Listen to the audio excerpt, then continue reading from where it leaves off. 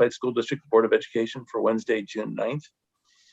And with that, I'm going to go ahead and take a roll call vote. Member Espinosa? Here. Member Georgino?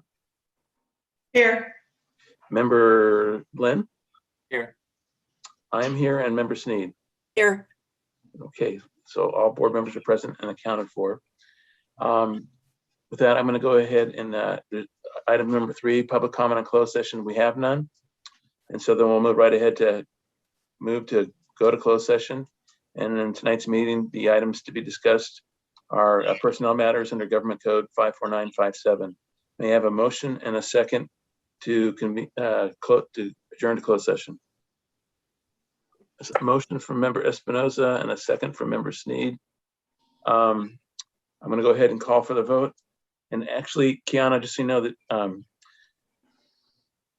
Nicole doesn't usually join us this early, so we don't have her vote on this, but it's a closed session thing anyway. So anyway, with that, I will go ahead and call for the vote. Member Georgino? Yes. Member Lynn? Yes. I'm a yes. Member Sneed? Yes. And Member Espinosa? Yes. Okay, so the motion carries 5-0, and we are off to closed session. We're going to sneak out. Be back in an hour. Yeah. Do I stay here or do I come back? You come back around 6:55, 6:55. Sounds good. Thank you so much.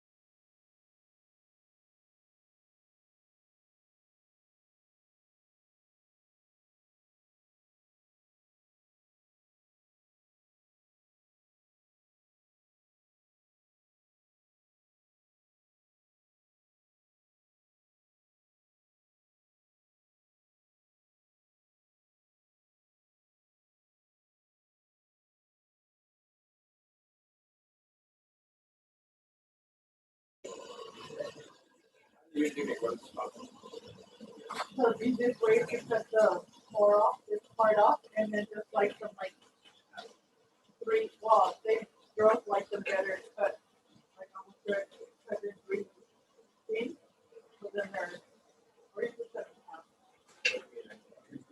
Like kind of like spread it almost where they were all, where we put stuff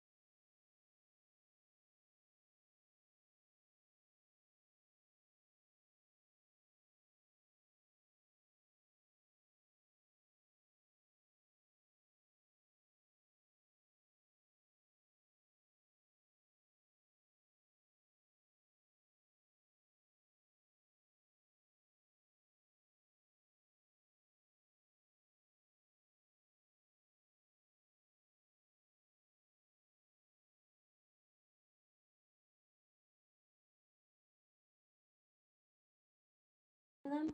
Yeah. Okay.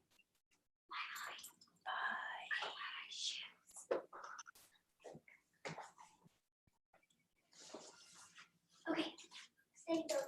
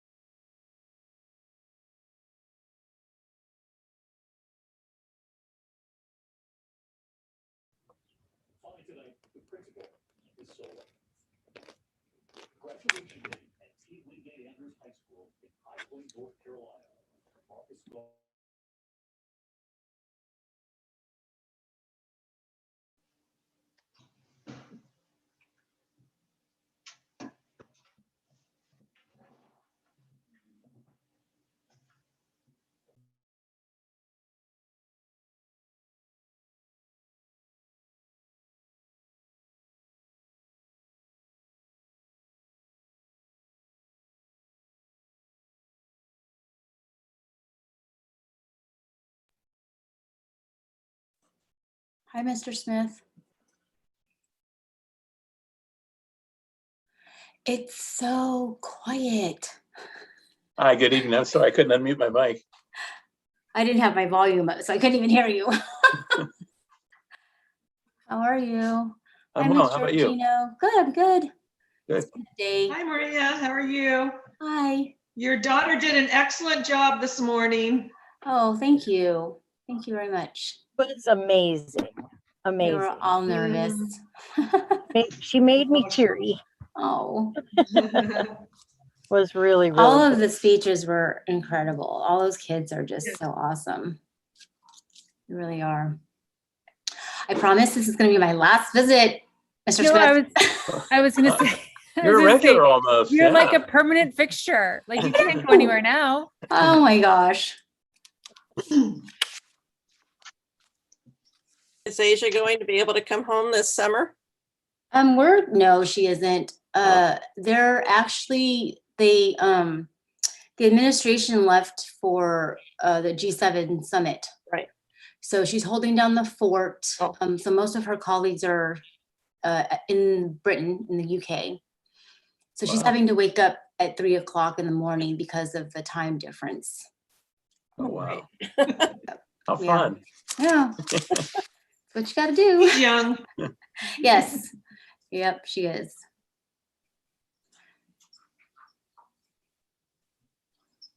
Looks like we got about 15 or 20 seconds left here. We'll get started.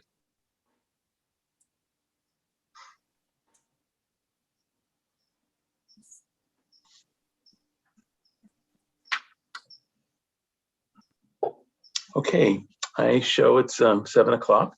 So I'm going to go ahead and call for a motion to reconvene to open session. May I have a motion and a second, please? I'll move. A motion from member Georgino and a second from, I didn't see a second. I'll Dr. Lynn. second it. I seconded it. Okay, member Lynn? Yes. I'm a yes. Member Sneed? Yes. Member Espinosa? Yes. And member Georgino? Yes. Okay, so we are now reconvened to open session. And just a brief announcement, tonight's meeting is being digitally recorded. And with that, we will move on to the Pledge of Allegiance that'll be led by Donna Georgino tonight. Donna? Thank you. Would everyone please stand and put your right hand over your heart? Ready, begin. I pledge allegiance to the flag of the United States of America and to the republic for which it stands, one nation, under God, indivisible, with liberty and justice for all. Great, thank you, Donna. And with that, we are on to our first item, number 9, Announcement of actions taken in closed session, and we have no announcements. We took no action. So with that, we are moving on to special recognition. If you're looking at an agenda that was posted last Friday, you'll see there were 3 items listed. Unfortunately, Evan Wong is not able to join us this evening to tell us about his Eagle Scout project, so that will be done at our next meeting on June 23rd. And so with that, we're going to move on to a pretty exciting presentation from TCHS Graphic Arts, and Lisa Kidd and Catherine Ron. We'd love to hear about your project, the band's shoes. And I'm sorry to jump in, Lisa, really quick before you start. Hannah's in the waiting room. Andy, will you please let her in? Sorry. Right. Catherine's on her way. She just left work, and she said that she might be just a few seconds. So maybe she'll make it, maybe she won't, but you've got me. Okay. Yay. Well, that's good.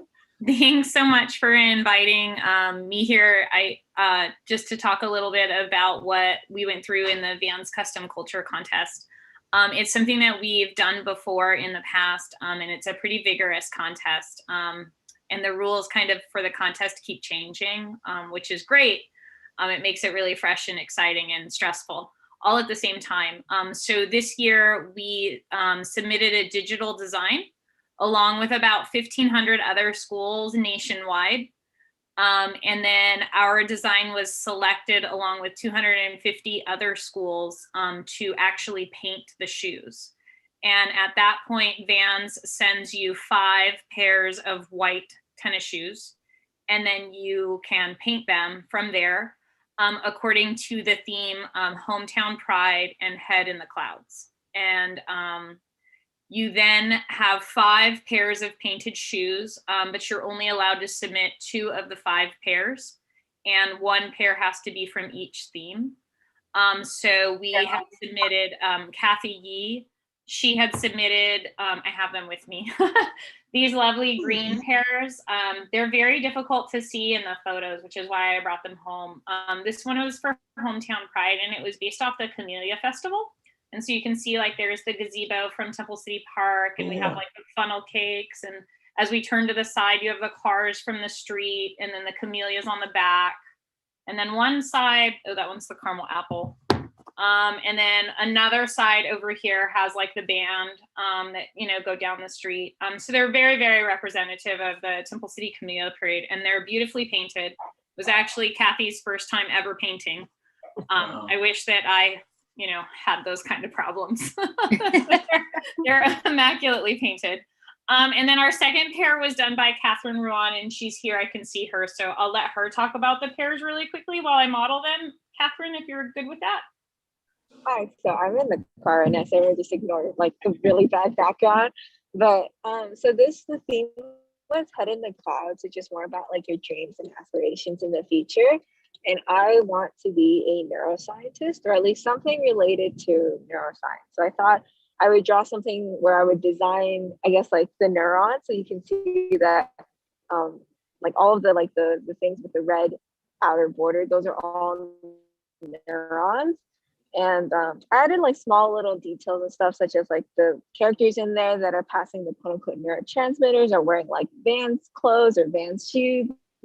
So it's kind of like free advertising for them as well. And there's 3 main like wordings on there. There's like to dream, to hope, to live.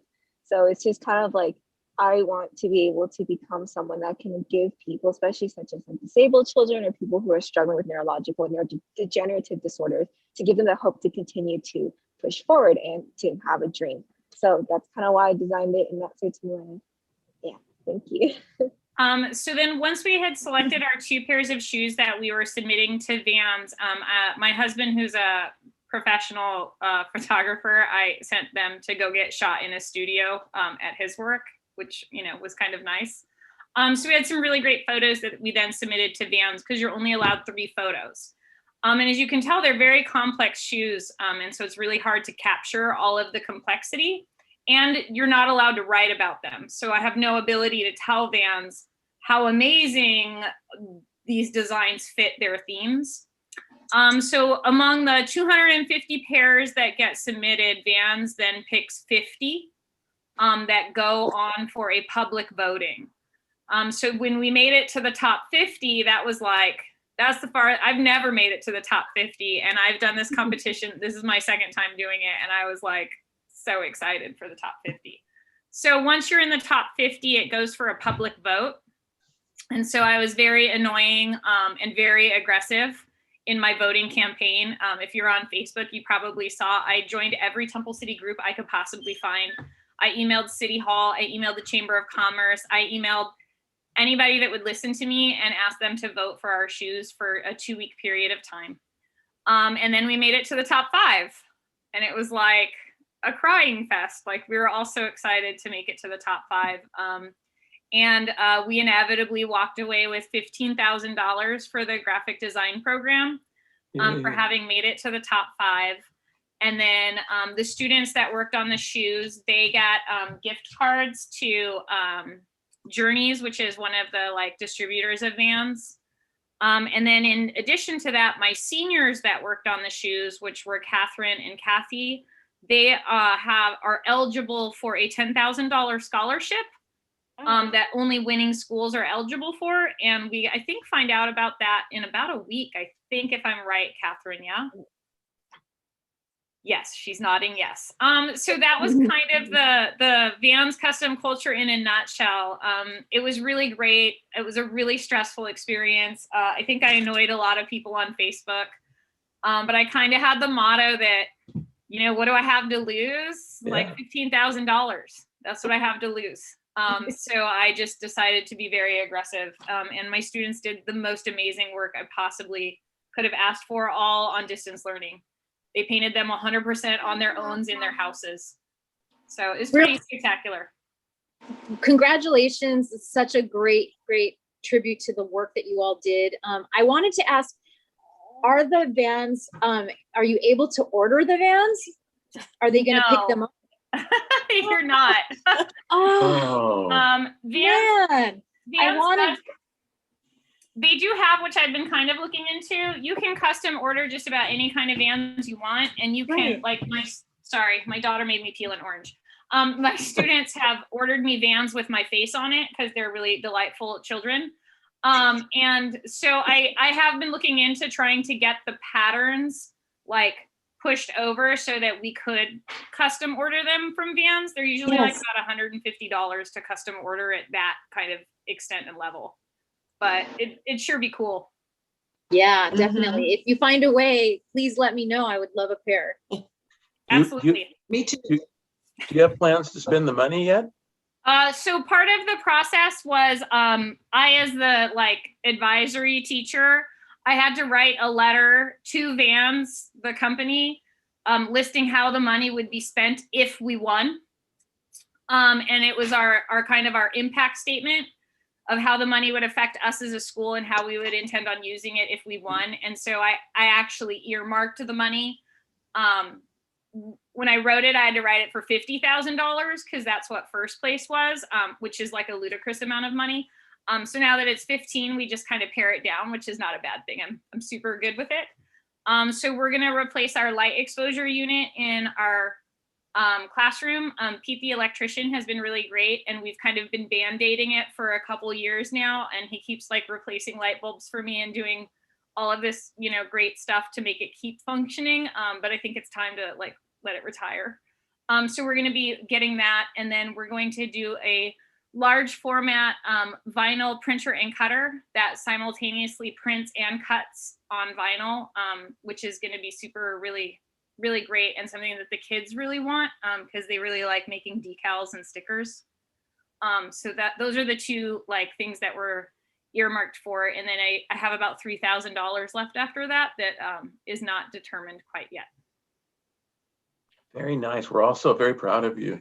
Great job. Yeah. Thanks for representing us. Thanks. It was a great experience. Are there any other questions for Lisa or Catherine? Okay. Thank you very much. With that, we're going to move on to celebrating TCUSD employees. And Hannah, I believe you're going to talk to this one. I am. So we have a video for you. And when I say we, I need to give all credit to Scott Sherman. He has been such a valuable member of our team this year. This was something that came up, as you recall, we were talking about how to do Teacher of the Year and Employee of the Year in such a difficult time when people had been isolated from each other. Just so many reasons why it was just going to become difficult and just didn't quite seem like the right thing to do. So we pushed out a form through all of our staff. We got hundreds and hundreds of responses. I don't even remember the number it got up to, where everybody was able to recognize a colleague from anywhere. It can be from their school site, from the district office, from anywhere. And we were able to compile those and send them to everybody. So if you got messages from someone, we just sent you an email with those messages and so forth. And so my team was able to put that together and push that out. And then Scott was able to make us a nice little video montage to sort of show, we're not showing you all 600 comments, but we are showing you a variety of things. And we have a few people read their comments that I think you will enjoy. So with 1 second, I'll get this set up for you.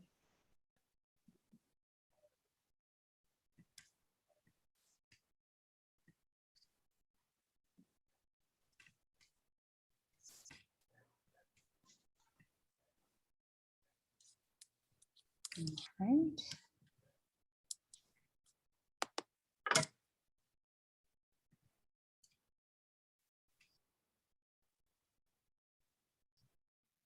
On behalf of our personnel team, we celebrate each and every one of you for the magic you created.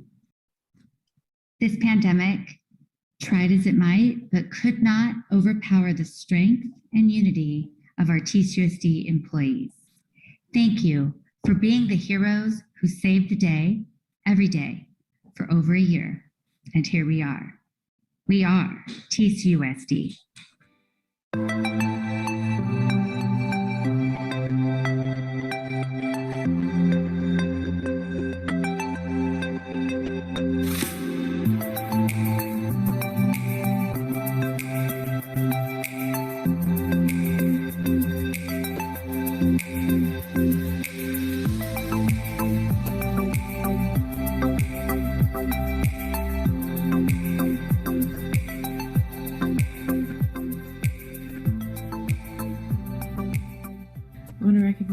Ashley Dimkich, who teaches math to all the 4th graders, and Lacey Scanlon, who teaches science and history.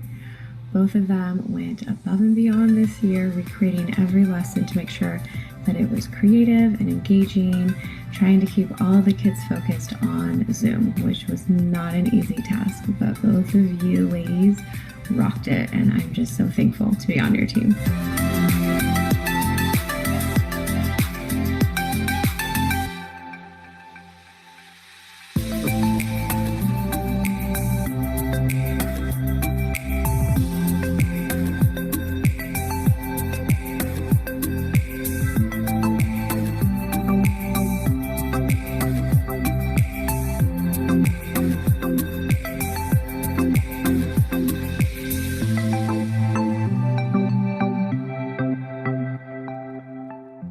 I just wanted to say that I appreciate the way you personalize relationships with everyone. You knew my name before I knew yours, and I admire the fact that you always say hi, Kevin, instead of just hi. I also appreciate your incredible work ethic. The first time I remember interacting, I was chaperoning an event in the media center, and a student threw up on the carpet. I offered to help clean it up, but you wouldn't let me. You handled it in stride without any reflection of how undesirable the current situation was. You put heart into helping others, and I respect you very much as a person and as a colleague.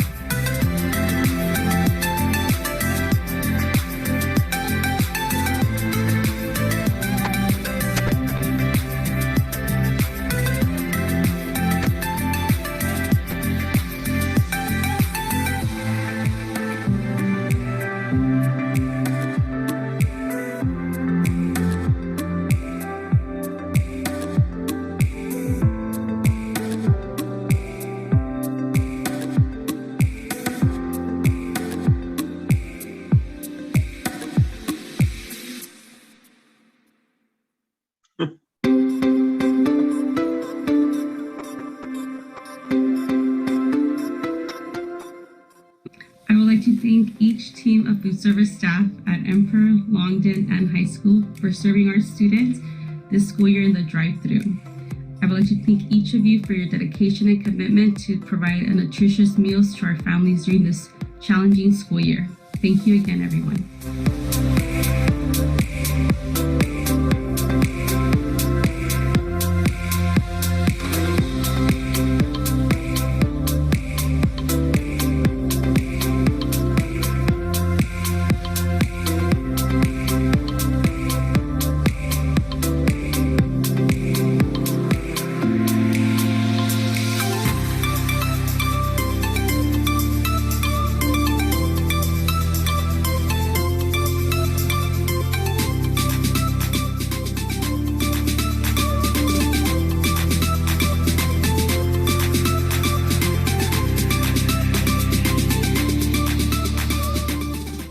Thank you to the Oak Media and Oak Library staff for everything from book collection, distribution, organization, technical issues, devices.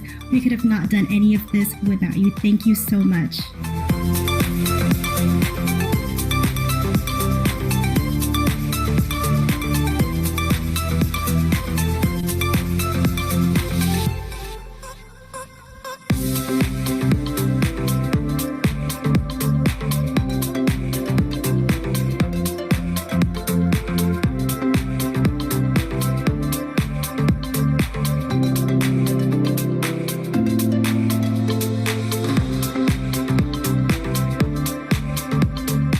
Noel Marion, Rich Slaymaker, Morgan Garcia, Celia Amaya.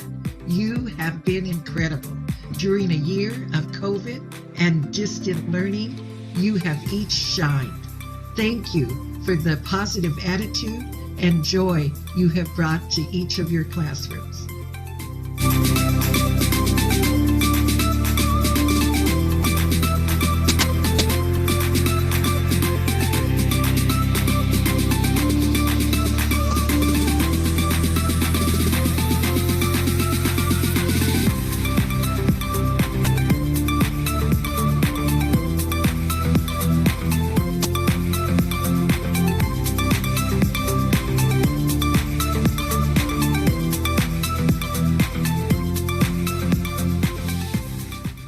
From 1994 through 2008, I was the assistant head coach or head coach of the Temple City High School varsity football team. We had great success.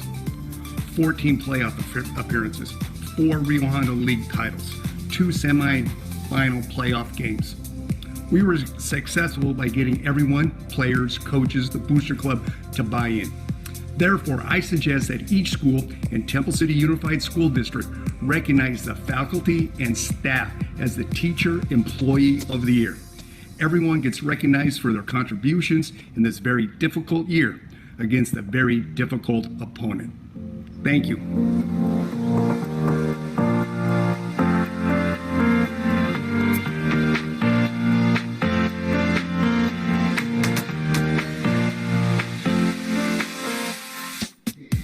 To all of the Temple City Unified School District employees, I want to express my sincere gratitude for all that you have done, overcome, and persevered through. TCUSD is definitely a special place because of each and every one of you.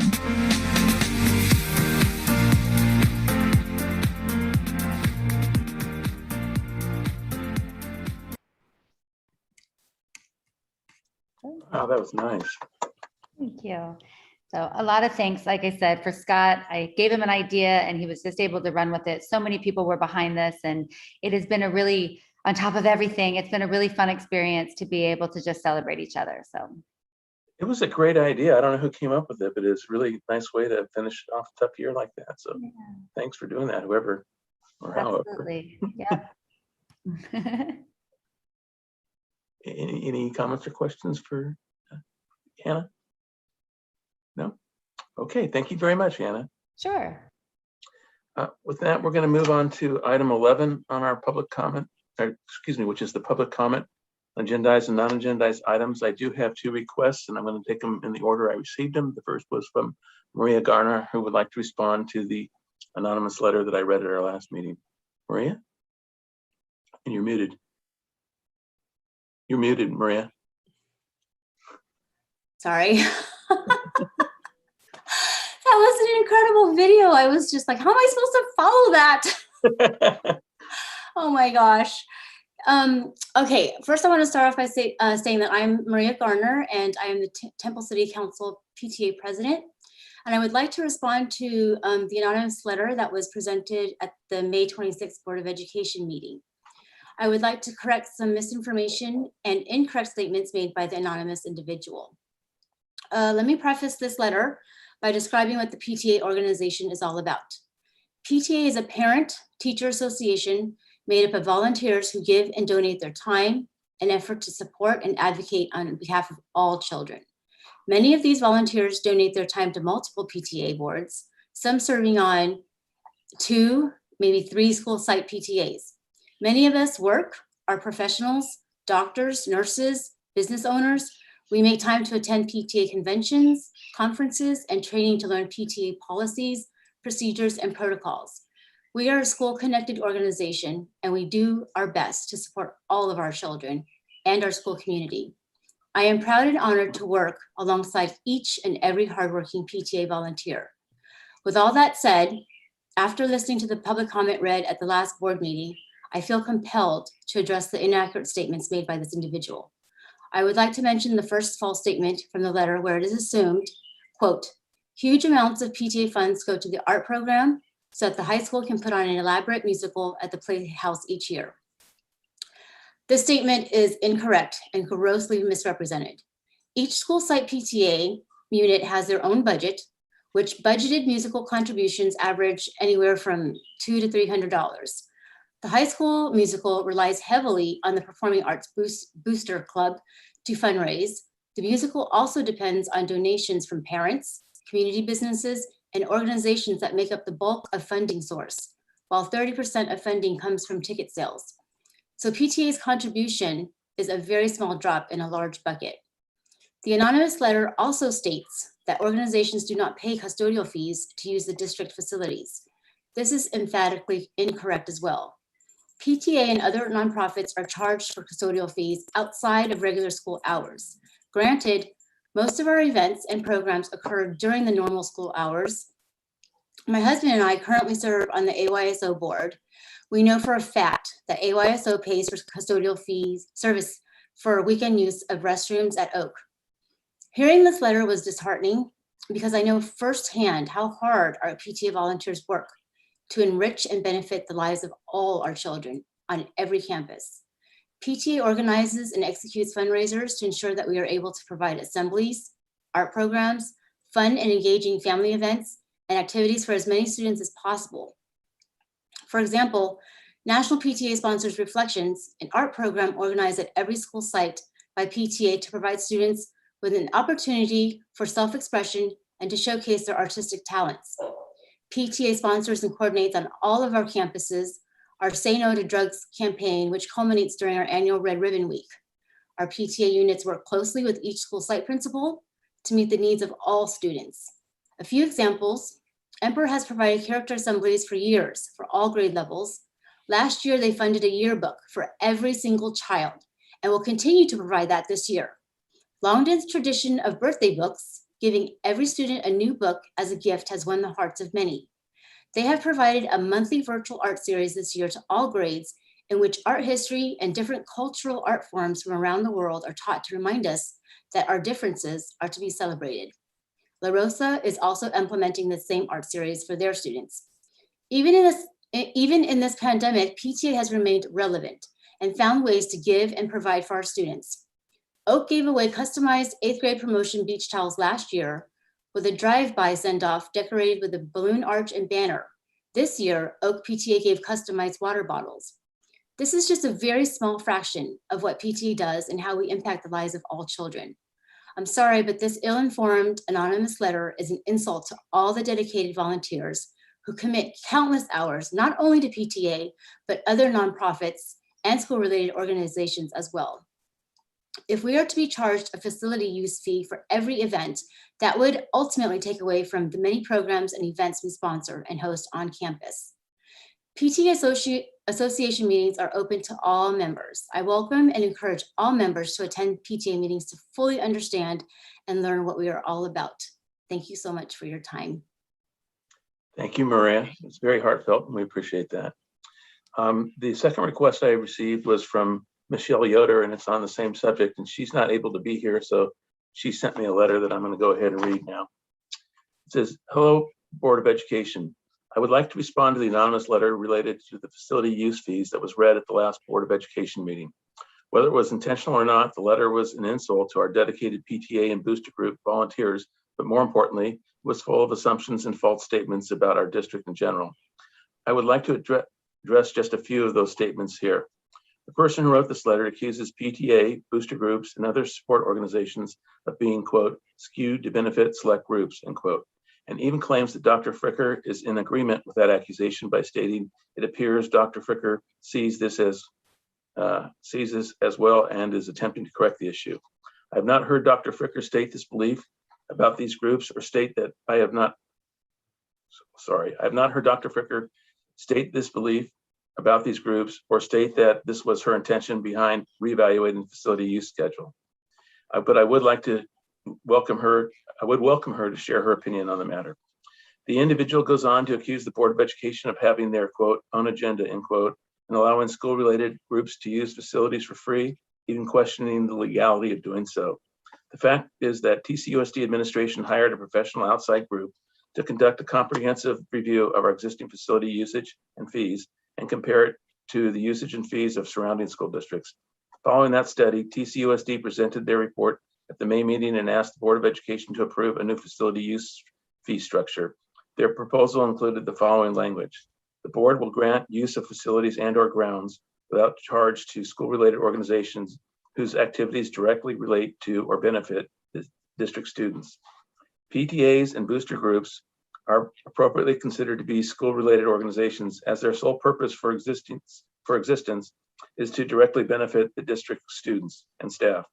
Does anyone really think that Dr. Fricker or anyone else in our TCUSD administration will propose a policy that was somehow illegal, especially after the comprehensive study was conducted?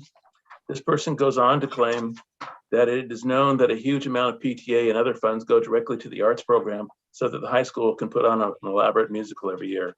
I'm a proud PTA board member of the last 17 years, and I know this is simply not true.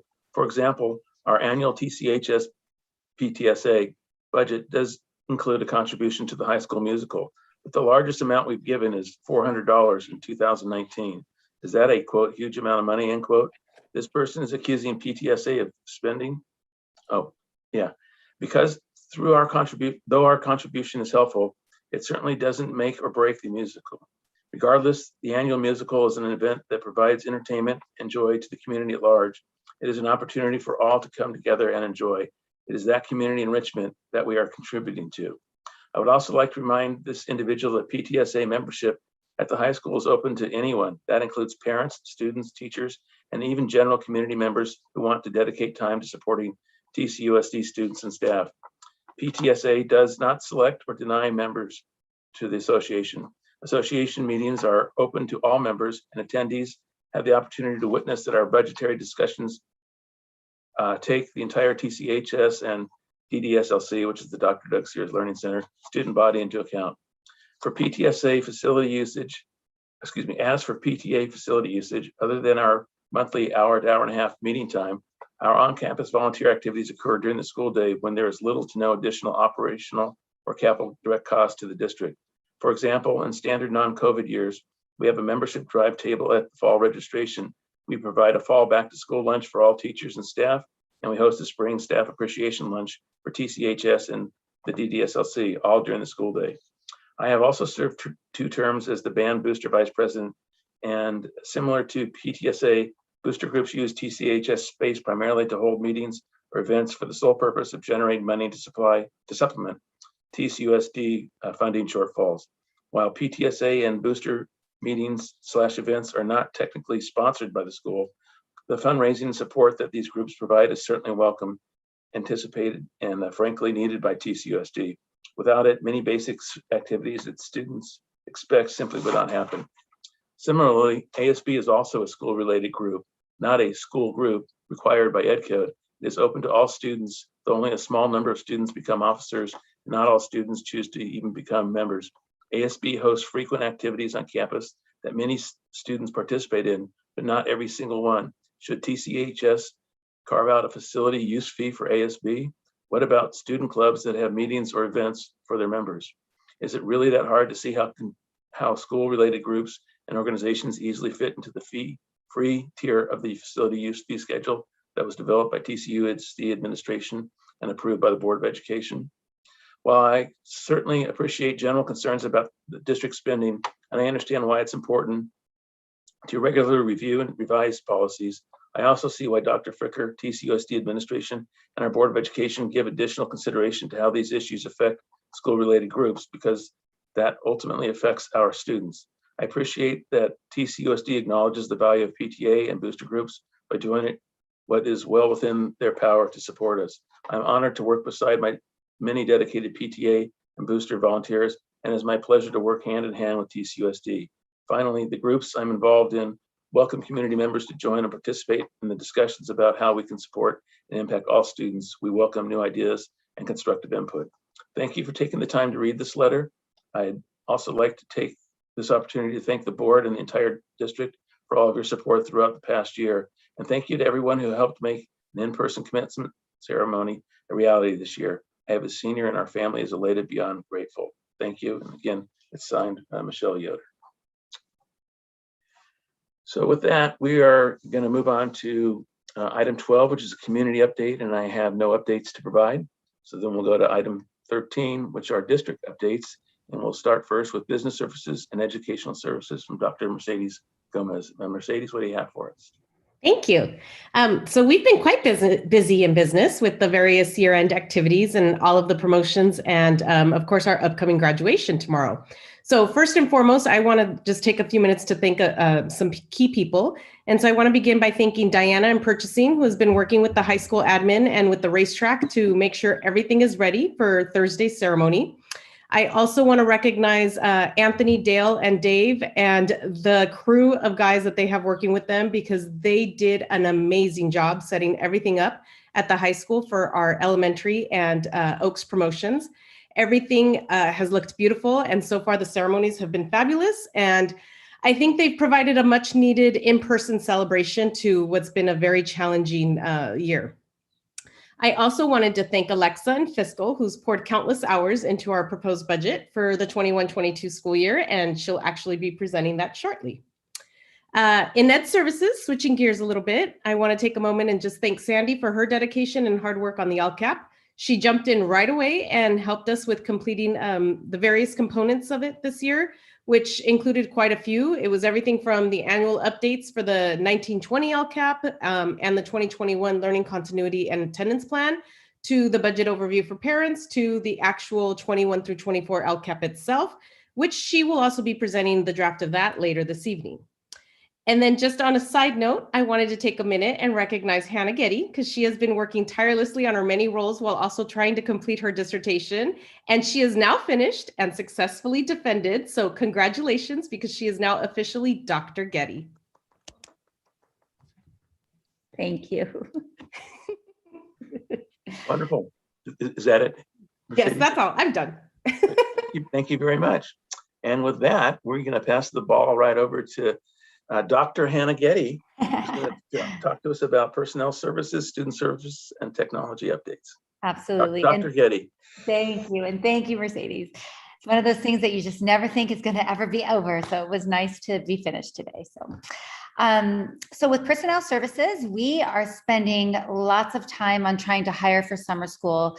You know, it's just so difficult when you have two opposite ends of what you need. Your staff needs to rest. Your staff needs to take a break. They need some time to rejuvenate. At the same time, your students need some intervention. Your students need support. Your students want to be back on campus. And so it's just been such a difficult task. We're very grateful to those teachers who did step up to be able to help us out during the summer. We also have a ton of CSEA 105 members who are offering to help. So we are desperately trying to place everybody. Everyone's eager to know, what do I do on Monday? And, you know, we have a day or so to figure it out. So we've been working on it diligently, and we will be getting that information out. But we are really grateful to all of the members who did step up to try to help us out during the summer. End of the year reporting is continuing to happen in personnel. That's always something that has to happen near this time. And then also updating all of our salary schedules for 105 and TCEA so that we can start the new year with the new contract. And then in student services, I need to really recognize some individuals, 3 individuals particular. Carrie, being in addition to the district office, he came in to do student integration and data. And I think a lot of people thought, well, he was a counselor. How does that fit? We couldn't be more lucky to have a counselor doing this, because the counselor doesn't just see numbers. They look and they understand what we're doing for students. And we would never be able to get these summer school placements together. He and I are very tired, and we like to debate and argue. And sometimes it's just the way we get to the bottom of things. So from the bottom of my heart, I'm very grateful to have him on my team. And I'm very grateful for all the effort he's put in to get summer going.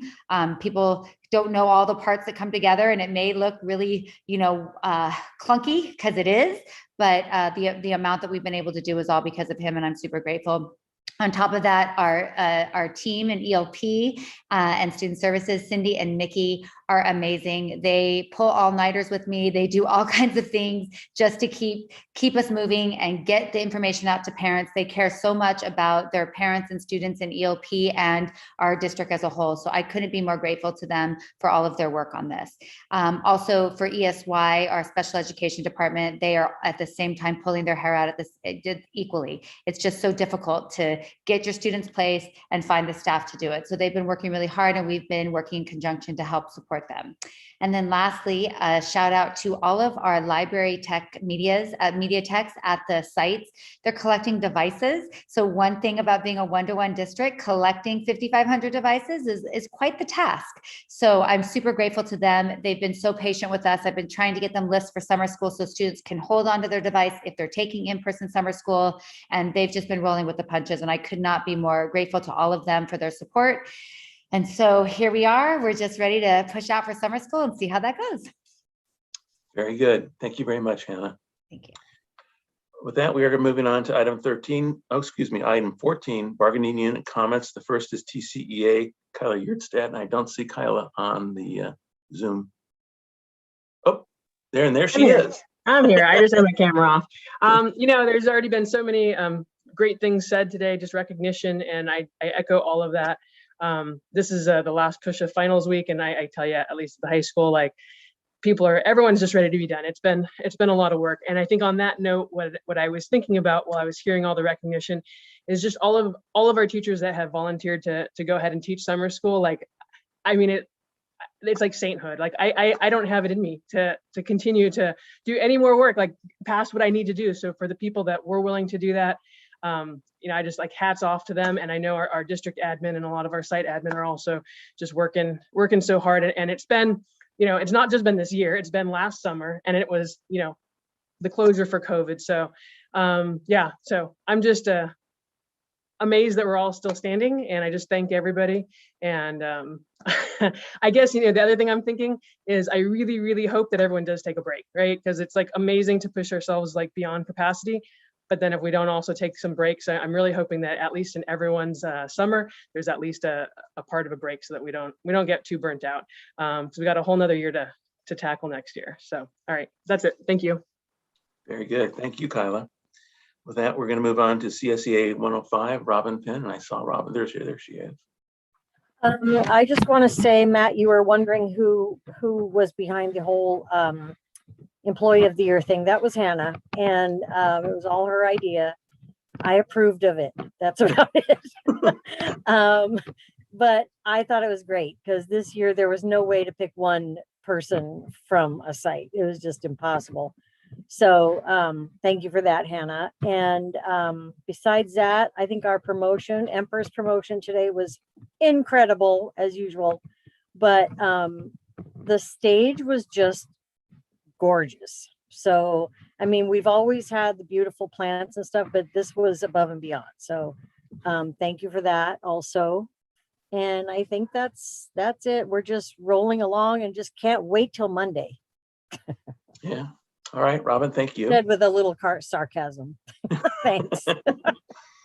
Okay, and with that, we're going to move on to CSEA 823. Art? Hi, good evening. I have nothing much to say tonight. I just want to congratulate Hannah on getting her doctors, and that's pretty good. Proud of you. Looking forward to the school year to end, get to the summer program, and work hard to get things rolling again late August when we get back to some normal, hopefully. Yeah. But other than that, that's all I have. Thank you. Great, thank you, Art. And with that, we're going to move on to item 15, board member comments, and I'm going to go ahead and kick it off tonight. I'll try to be brief. I did have an opportunity to attend the Tech Ed showcase on Monday evening, and as always, big thank you goes out to Mrs. Young and to Ms. Zelser, and the kids do a great job, and it's just real impressive to see kids of that age speaking so well, and it's wonderful. I did have a chance to attend the Longden Oak and Emperor promotions yesterday and today. They were really all well done, very smooth, great job from everybody in terms of setting things up. And I'm gonna pick on Hannah in a teasing way. Use the word clunky around here or something to that effect.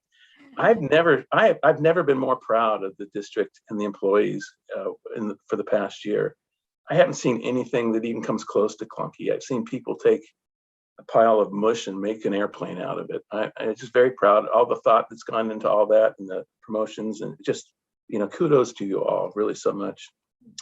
I do want to thank the two individuals in tonight's agenda who donated $1,620. I do want to congratulate Hannah on becoming a doctorate. And then I also want to wish Kimberly a very happy birthday on Sunday. Okay, with that, we're going to move on to Mary Sneed. Mary, what do you have for us? Okay, thank you. I also want to congratulate Lisa Kidd and the graphic students who created those wonderful van shoes. I'm just so proud of them for placing in the top 5 entries. That's remarkable. And then bringing a prize of $15,000 to her program is just amazing. I wasn't quite sure what the devices were that she wants to buy, but I know she's going to do remarkable things with what she wants to spend the money on. So I also had the pleasure of viewing the Rosa TED Ed showcase on Monday night. My goodness, what a great job those students did. And again, like you mentioned, how at their ages, they all showed such great thought and presented the information like seasoned pros. And when you think of the fact that they were only 8 and 9 years old, it makes it even more remarkable. So I want to thank Mrs. Young and Ms. Seltzer for all the hard work they do to keep that program going and helping the students find their voices. I also attended 3 of our graduations over the last 2 days. All the ceremonies just ran like clockwork. It was really great to see how each school site made the ceremony unique and meaningful to their students. There were some similarities, but they all had something unique about what they did. I'm looking forward to Cloverleaf tomorrow morning and then the High School and Learning Center tomorrow night. I'm just really glad after this very unusual year that we've all lived through, that we can recognize the students and give them some good memories. And thank you to the crew who have been setting up chairs, taking down chairs, setting up more chairs, taking down chairs. They were just a remarkable team, making sure everything was set up for each school so the schools could celebrate their kids. And one word that kept coming up at all the graduations was resilience. And through all the distance learning, and now as we return to the classrooms, the students basically have survived a pandemic. And they did it with great style. They really showed a lot of strength in every challenge we threw their way. They met the challenge. And so lastly, I really want to thank the teachers, the staff, the administrators, the parents, and especially our students for what they accomplished this year. So congratulations to all of you, and thank you for all you've done to find success in the middle of these very, very unusual times. So, thank you. Thanks, Mary. With that, we're going to move on to Member Georgino. Donna, what do you have for us?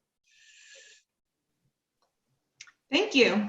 Last Thursday, I attended the Temple City High School girls softball first round CIF game, and I had such a great time. I had so much fun. They won. So on Saturday, I drove all the way out to Hemet to see round 2. Unfortunately, that one didn't turn out as well. And that ended up being the last sports competition for the 2021 school year. And I wanted to take this opportunity to commend all of our student athletes. It has been a doubly difficult year for them.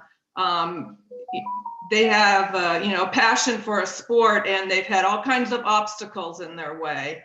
And seeing those kids out there with their masks and social distancing and playing their hearts out, and I know all the other sports were doing the same thing. I want to commend them for their perseverance this past year.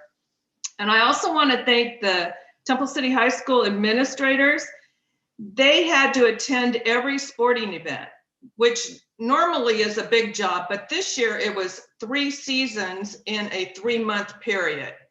And so I think they were going every single day, having to go to a sporting event. And so I want to thank them for their commitment and making sure that our students are adequately supervised and supported. In addition to sports, I have been focusing a lot of attention on performing arts. I went to B-Man's for their fundraiser it was after the girls softball game. I also watched the Brighter Side extravaganza, the choreo and the pep was called Unwrapped, and the Rams Repertory Company. They did a murder mystery play. They were all excellent. It was very heartwarming to see that they got to do some things together. There was some dancing that they got to do together, all socially distanced and wearing their masks, but it was a big difference from the performances they had earlier in the year. And so it was really heartwarming to see that they were getting to do some things as a group. I also watched the TED Ed performance on Monday night. And again, thank you so much to Cindy Young and Emily Seltzer for their commitment to that program. It is an outstanding program. This year, or this semester, we learned about, chores for kids. Somebody spoke about the importance of art. And I even learned about Minecraft, which I had absolutely no idea about. I knew it was a video game, but I had no idea how that worked. So that was really enjoyable. I've been attending the promotions, and I wanted to thank all of our staff for finding a way to make this happen. I've heard so many compliments from parents and staff and students. And so thank you so much for all your hard work in making this happen for our students. And finally, I just wanted to say that I'm grateful for all of our staff. This has been a very difficult year, one like no other, and they've all done such a great job. And so I want to wish everybody a fun and happy summer vacation, and for those that aren't working, and we'll see everybody in the fall. Great, thank you, Donna. With that, we're going to move on to Member Espinoza. Melissa, what do you have? Good evening, everybody. I wanted to start off by saying, as an ally, I want to recognize that June is LGBTQIA+ Pride Month. So happy Pride Month to our LGBTQIA+ community. I want to focus a lot of my comments on recognition. I've attended all of the great events that have taken place over the last few weeks, but I want to focus on some congratulations and kudos. So I'll start off with congratulations to all those 6th graders who have or will be promoting this year. It's been so nice to celebrate these promotions in person. Best wishes on your transition to middle school, and congratulations on your accomplishments thus far. I also want to congratulate and recognize the girls softball team, because although I did not attend, I heard they made it to the 2nd round, and it was a great season for them. So congratulations to the team and their coaches. I also want to recognize Dr. Gomez and her team for the very thorough and well-organized budget report.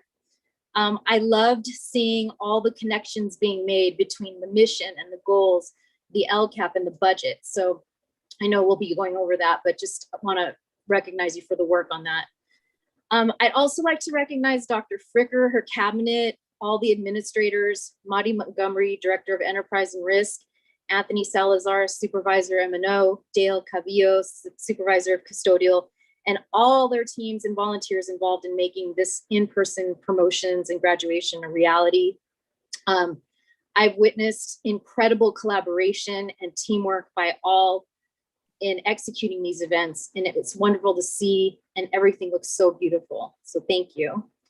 I also want to thank all of our staff, teachers, administrators, and the executive cabinet leaders for pushing through probably the toughest year in education. You remain thoughtful in planning in ever-changing circumstances, excuse me. You worked really long hours and had to learn new ways of doing things, and everyone remained focused on our students' safety and their educational experience. I am so appreciative of everybody. Last, I'd like to congratulate the senior class of 2021. This is the time of year where our seniors celebrate all that they have accomplished, and every day we see announcements of the many accomplishments of this class and all their achievements. We are so proud of all of you. It was a tough year that impacted so much of what you expected from your senior year, but you all made adjustments and did your best to still make it a fun year. I'm so excited to see the paths that you set for yourselves. This year has built in you strength and resilience, and this will help you as in your adult lives. So I truly appreciate you all and wish you happiness and success at whatever path you take, and happy summer, everybody. Thank you, Melissa. And with that, we'll move on to Dr. Michael Lynn. Mike, what do you have for us? Thanks, Matt. Good evening, everyone. I would also like to start by thanking Lisa Kidd and Catherine Ruan for showcasing the graphic arts program at the high school and for bringing in an award of $15,000 to upgrade graphic arts equipment at the high school that have a direct positive impact on students. We are certainly rooting for our graphic arts award-winning students in their $10,000 scholarship applications. Also, congratulations to all TCUSD employees for going above and beyond this year. I would like to echo the appreciation, love, affection, and gratitude that was shared in the video celebrating TCUSD employees. Thank you to Scott and Dr. Getty for compiling and presenting a snapshot of the positive professional work climate of our school district. Also, congratulations to our 6th and 8th grade students on your accomplishments. It was great seeing you recognized in person in your promotions. A big thank you to all the staff for your hard work and a job well done. I look forward to seeing our 12th graders safely graduate in person tomorrow evening. That is it for me. Thank you. Great, thank you, Mike. With that, we're going to move on to student board member comments. Nicole is not with us tonight, and Kiana, you don't officially start till July 1, but I don't want to put you on the spot. Is there anything you want to say right now, or you're welcome to if you'd like? If not, that's fine too. I just have a few comments. I just like to add to the recognition that we've all been expressing for our wonderful staff, faculty, and teachers at our district. And from a student perspective and on behalf of my peers, I just wanted to express our gratitude for all the support from our district staff and faculty. They, all throughout this year of isolation, they've been making their availabilities well known to their students, and has definitely made the students feel that their concerns are met, that it's easy to contact their teachers and staff, and that because of the easy communication and the very quick and direct communication, it has made the students feel that their concerns are met and that they're really supported by their teachers and staff. For example, a lot of our counselors hold drop-in Zoom calls so that you can come in at any time convenient for you. You can email them to set up a Zoom appointment at any time. And this has definitely made our students feel very supported in a time of physical isolation. I just wanted to add also that We just finished finals week at Temple City High School. So like Ms. Yurts has said, we're all very grateful for our staff and teacher support all throughout this year, as they really championed our education in a time of physical isolation. And as everyone was saying today about our promotions, we are very excited to still have one last promotion for Cloverly tomorrow morning, and our graduation at the racetrack tomorrow for our class of 2021.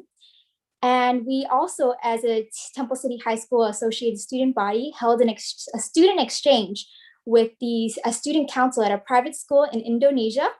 And so it was our first international exchange. And I just wanted to express a special thanks to our advisor, Mr. Kidd, our liaison, Mr. Michael Liu, for setting us up with them, and our ASB president and vice president, Tiana Lee and Joseph Hinckley, for organizing it and helping us to connect with even international students. Thank you so much for your time and for having me here today, everybody. Thank you, Kiana, and you're already a star. Nice job. Okay, with that, we're going to move on to superintendent's comments. Dr. Kimberly Fricker, Kim, what do you have for us? Thank you, President Smith. First and foremost, congratulations, Dr. Getty. I can only imagine how this feels, and I just want you to take a moment to just really appreciate your efforts and your accomplishment. It is a great feat. I hope you just take some time to just celebrate that. And it's a pleasure to call you Dr. Getty. I also want to thank our Board of Education.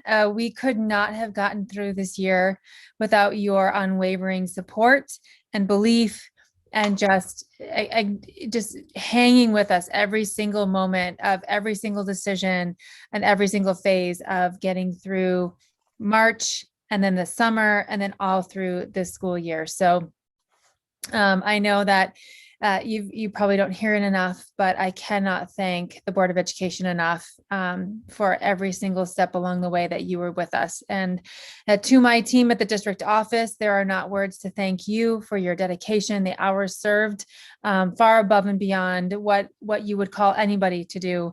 And you did it gracefully, you did it diligently, and you did it with Heart of Champions. And I really appreciate all of you. I appreciate the thought, the preparation, the planning, the replanning, and the planning again that went into almost everything that we did. But it was truly a miraculous thing. I'm honored to serve alongside of you, and I'm honored to serve this great community that we call the Temple City Unified School District. To our staff, again, there are not words to explain how you have just gone above and beyond, taken the tools and templates, and then just accelerated them. I don't know how you quite did that, but you took the things that you were provided, and then you provided so much more to our students and to our families at home and our parents who were helping alongside. We thank you as well. To the graduating class of 2021, this is a special class. You've given up so much, but I hope that you've gained so much more, and you will make us so much prouder in your future endeavors, no matter where you go or what you do. And we hope to send you off tomorrow in style at the racetrack, and know that you are truly valued as students and that we've appreciated your journey thus far. To all the promoting classes, I have, stood alongside and watched, and I've been so impressed with the preparation of those students. I've been so impressed with the level of their speeches. I've been so impressed with the honor and the appreciation they have for their teachers. And that is really the hallmark of Temple City. And so I hope that the summer months are restful and relaxing, but I also hope that the summer months are in preparation for what is to come.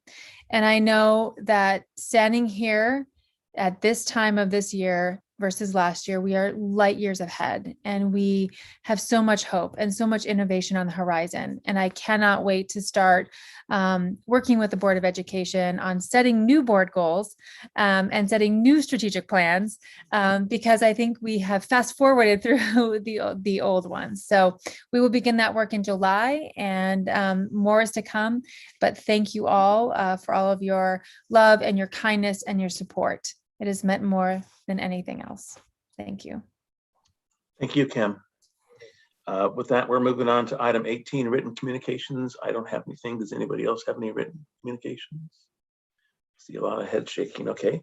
So with that, we'll move on to the discussion information portion of our agenda, starting first with Ed Services and some discussion about the Temple City Virtual Academy.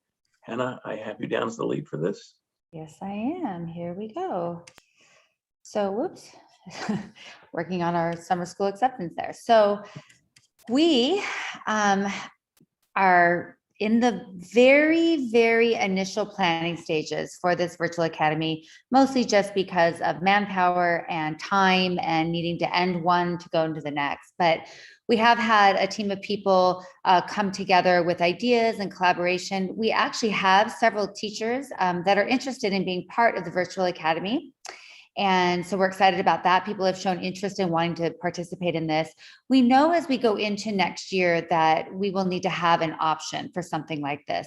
This is also something that we've wanted to grow and expand through what we already had as the Temple City Alternative School. So it's in an independent study program. We really want to be able to offer flexible learning environments, both short-term and long-term. So as we go through, I'll sort of point out some of the items that we're looking at. We really have nothing solidified other than we know about 13% of our families right now at this point, or the last time we surveyed in June, early June, late May, was they're not sure that they're going to send their student back just quite yet, especially some of our younger students who haven't been able to get vaccinated and for other reasons. So we wanted to be able to have that opportunity without forcing people to leave our amazing district. So with that, and Dr. Lynn, I will just tell you right now, yes, this is a Cindy production, absolutely. So as the purpose of this is to be able to create a flexible learning environment, not just because of a pandemic that we went through, but again, to get through the pandemic, beyond the pandemic. Our students deserve and need flexibility. And I think that the education system has just been quite rigid for many years. All of us going through school, you really didn't have as many options even now as some of the students have because of technology and other reasons. So I can give you an example. I remember when I was working at a middle school, there was a family, the father of the family was able to get transferred to Costa Rica for 3 months for his job. And rather than be split up from his family, he really wanted his kids and his wife and everybody to come with him and be there and have that experience living in Costa Rica for 3 months. But they didn't want their students to fall behind. They didn't want to have to pull them out of the district. Well, I worked in a district where we had a virtual academy where these students could just pick up their learning and go, and through the virtual academy, stay in the district, stay on pace with what was expected. And then when the family was able to come back, they were able to rejoin their classes where they were, or they could stay in the virtual academy, either one. But it gave the students that ability to sort of experience and live life in a great way with a great opportunity and still be able to stay up on their academics. So this is what we're looking to be able to do. We also have students that have different situations that happen all the time. And so we want to be able to offer flexible support for them. So our main focus then is to create this flexible environment for various reasons. One, we have our parent survey who was very clear, not everybody's ready to come back. And we did have some families that said, if you're not going to offer distance learning, we're going to go ahead and homeschool, which means they would leave our district. And that's the last thing we want. There are families that right now feel safer having the students in the home. There may be elderly parents living in the home. There may be different reasons why they're just not ready to send them back to school. So we want to be able to provide that virtual academy so our students can stay connected and transition back when they're ready to come back. We also have families that we know it's difficult. We have that happening right now. Parents need to go to work, and sometimes students might be left with grandma or somebody else who's maybe not as tech savvy or can't help the student as much. And so it's more difficult for those parents when they come home for work. Now the student has all their work to get caught up on. So if we can build some flexibility with synchronous and asynchronous sort of shifting between morning and afternoon options, we feel like we can help support families in that way as well. And then also making sure that we have the right students in this academy. This academy would have to be very specific to a student who is independent, self-directed, self-disciplined. We want to be sure we don't set students up, for failure. We want to make sure that they're off running on the right foot. So As we look at some of the highlights, and again, these are just things we have met. There's a handful of us that have been working on this. I would say for a good part of a year, slowly but surely. And then over the last few months, more people have come together. We've reached out. We've met with people from Riverside who now have a virtual program booming of over 800 students. Capistrano Unified, who has a longstanding program that has been in existence for over 30 years. So we've been able to get some feedback, and they've been so helpful to provide us with just stepping stones, things where they've made mistakes to help us. So one of the key issues is to make sure for high school, you have to have that WASC accreditation. And we're very grateful that we have a building block with that. I know Mr. Westgate has worked so hard to get that alternative school with the help of Shannon Finley set up for WASC. And so they're WASC accredited. So our high school students can automatically go through there and not have to worry about that accreditation factor. Any other additional schools we build, so you can sort of have an umbrella of independent study and then have different schools or programs within there. So we'd want to make sure we just keep updating our accreditation. And we want to be able to always offer those AP and honors classes as well, because we don't want students to miss out just because of a certain situation, whatever it may be, pandemic or not. We don't want them to miss any opportunities. And then being able to still participate in those activities. So a lot of things that can happen, for example, you could have a student for whatever reason may need to be part of the virtual academy. Maybe they're only part of the virtual academy for a couple periods of the day, and then they go over to the high school to maybe take a calculus class or to be part of Brighter Side or something like that, where they get to have the best of both worlds. And that's why at the previous meeting, we had brought you the CIF agreement. We still don't know if we'll get that through the league, but it's something, just another option. We want to give our students as many options without taking away things that we can. So with this, we just want to be able to make sure we sort of extend that independent study to a more systematic and more understanding of what's expected, with still the flexibility for each student. So as we look at our virtual team, what does this mean? Well, right now the team is a handful of people with some big ideas and a lot of work ahead. And so as soon as some of this summer school work and other work clears its way, we'll really start moving on this idea. We do have some people that either from other districts have been involved in a virtual academy, have either been online teachers or were administrators in a program such as that. We do have our resident expert, Shannon Finley, who has been running this for the alternative school and has a lot of great ideas and knows a lot about what we need. So partnering together, we've been able to really get some good ideas. And now our teachers have become experts with distance learning. I know that many of them don't feel that way, but they really have. They've done an amazing job. And so to be able to bring as much of a real learning environment, a real in-person learning environment in a virtual setting, I think has really opened everybody's eyes to the fact of what can be done when it needs to be done. So who would be part of this team? Our goal would be to have our current teachers be part of it. Certainly as we get started, we won't be able to have a clear cut, these kids go here, we need this many teachers for here and this many teachers over here. I think there's going to have to be some blending. So what that means is maybe a teacher teaches part of their day in person, and then they go and work with the virtual academy for other sessions. At the high school or even Oak, it's much easier because you have periods, so they could have 4 periods in the class, 2 periods over here, 3, 1 period over here, however it works. So we'll have to just figure those things out to see how we can do it. If we can pull a couple teachers to be full-time with the virtual academy, I think that would be great. As we look at enrollment, remembering that about 13% of our families right now are saying they stay distance. So you will have some room there because your classes won't be as full. So we're looking at those items as well. With that then, as part of the long-term independent study requirement, students get what's sort of like almost like a case manager. So they're a group of students and they have somebody managing them for their success, because you are an independent learner, you are working to sort of at your own self-pace. So there's got to be somebody sort of checking and making sure we have those safety nets built in. So teachers would have classes to teach, but then they would also have sort of groups of students to manage and be supportive of. In addition, we want to make sure we don't lose that social emotional piece, and we will still have that counselor available that would be dedicated to these students.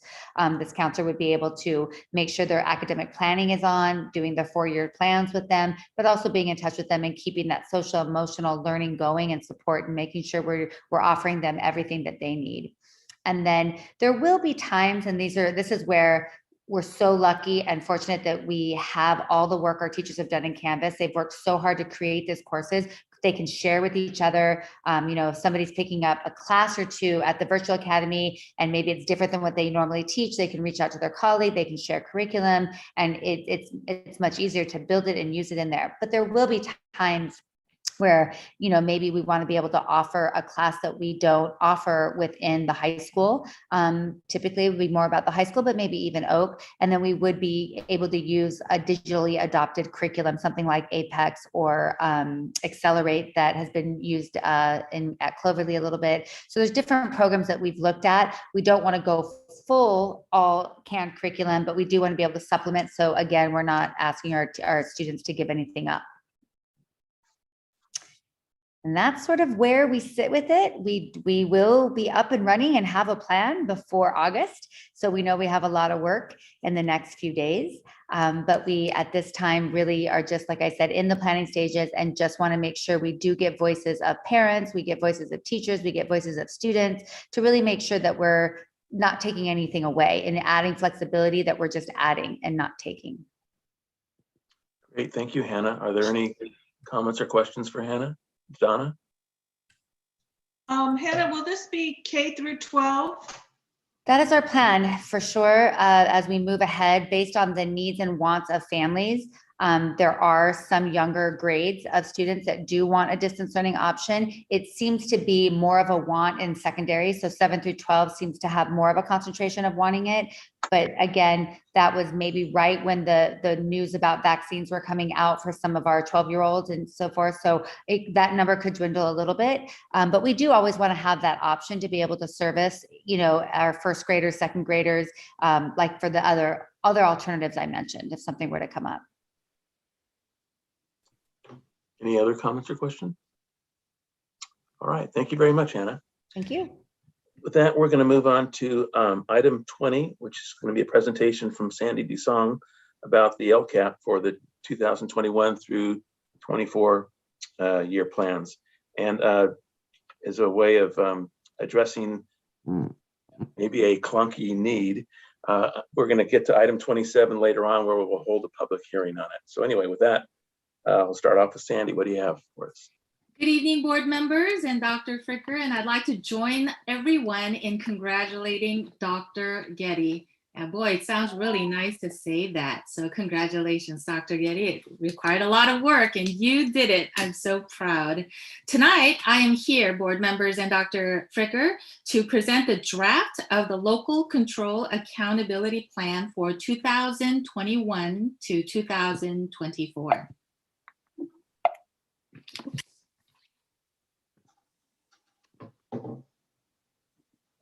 The Local Control Accountability Plan is an important component of the local control funding formula. LCAP is a plan that describes how Temple City Unified School District intends to meet the annual goals for all pupils, with specific activities to address the state and local priorities. LCAP is a plan that we developed together. All stakeholders are involved in creating this important document. It becomes a roadmap for student success at TCUSD. The process of developing the LCAP requires public input in developing the district goals that is based on the state priorities. To develop the LCAP stakeholder engagement committee receives feedback and comments from all stakeholders. And as a result of their collaborative effort, the final LCAP is developed. The draft form of the LCAP is presented to the board as it is tonight, a public hearing followed by the board adoption on June 23rd. These are the 8 state priorities that all LEAs must use to measure their success. Now, this graph shows 10 state priorities, and that is because priorities 9 and 10 are for the County Office of Ed use only. So the first 8 are for all LEAs. The 8 state priorities are priority 1, basic service, priority 2, implementation of state standards, priority 3, parent involvement, priority 4, pupil achievement. Priority 5, pupil engagement. Priority 6, school climate. Priority 7, course access. And priority 8, other pupil outcome. These 8 state priorities can also be grouped into 3 larger categories. Category 1 would be conditions of learning, which includes priority 1, 2, and 7. The second one would be pupil outcomes, which encompasses priority 4 and priority 8. And last but not least, engagement, priority 3, 5, and 6. TCUSD serves a very diverse demographics of students. We serve 5,473. And here's the breakdown of our demographics. To develop the 2021-2024 LCAP goals, actions, and services, we use relevant data from both the state and the local sources to gather information about our district. We reflected and reviewed upon the 2019-2020 annual update, as well as the 2020-2021 Learning Continuity Plan, as well as the information gathered through the 2021 Spring LCAP survey.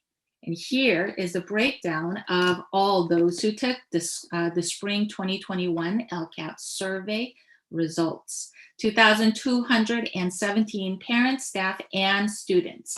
And we broke down the parent group as well on how many of the parents who took the survey. And as a result, these 5 topics from each group surfaced. These top results are reflected in the new LCAP plan. All groups wanted more course offerings, rather it be STEM classes or art and coding, to bilingual education or world language courses. TCUSD families want to see more opportunities for our students, as well as support for English language learners. The PAC, the Parent Advisory Committee, as well as our English Language Parent Advisory Committee, the PAC DLAC LCAP Stakeholder Committee met 6 times throughout this year. The stakeholder groups included parents, students, teachers, and other staff, as well as administrators from every site at TCUSD, as well as district personnel. The LCAP members were committed. They were engaged in the process and asked very key questions and made important recommendations that is reflected in the new LCAP plan. And here are the highlights. These highlights of actions and services you will see in the new 2021 through 2024 LCAP plan. This information documents, this important document will highlight the continual integration of programs and technology and social emotional well-being of students and staff through professional development for all staff in the areas of restorative justice, multi-tiered system of support, and universal design for learning, as well as social emotional or SEL trainings. We have much to celebrate at TCUSD. Our students are wonderful, our teachers are hardworking and amazing, and as everyone has shared, our district is amazing. And moving forward, we will propel faster and more resiliently towards the future. Based on the 2019 California School Dashboards published in 2020, all students scored level 5 or blue performance band in ELA. In math, all student category, our students scored in level 4 or level 5, that is the green and blue performance band. Students with disabilities increased from level 2 to level 3, moving from orange to yellow performance band. Our graduation rate is also in the blue performance band, which is the highest at 97.7%. iReady Winter 2020 data confirms a high proficiency rate in ELA at 70% and in math at 72% proficiency. Our district has adopted the standards aligned curriculum for TK6 in ELA and ELD framework and TK25 in math. Our Oak Avenue and Temple City High School, we have adopted the standards aligned curriculum for 7 through 12 in ELA and ELD. Thanks to our dedicated efforts of our district and school site leaders and the hardworking teachers and counselors, the district continues to put forth actionable steps to addressing the social emotional well-being of all students.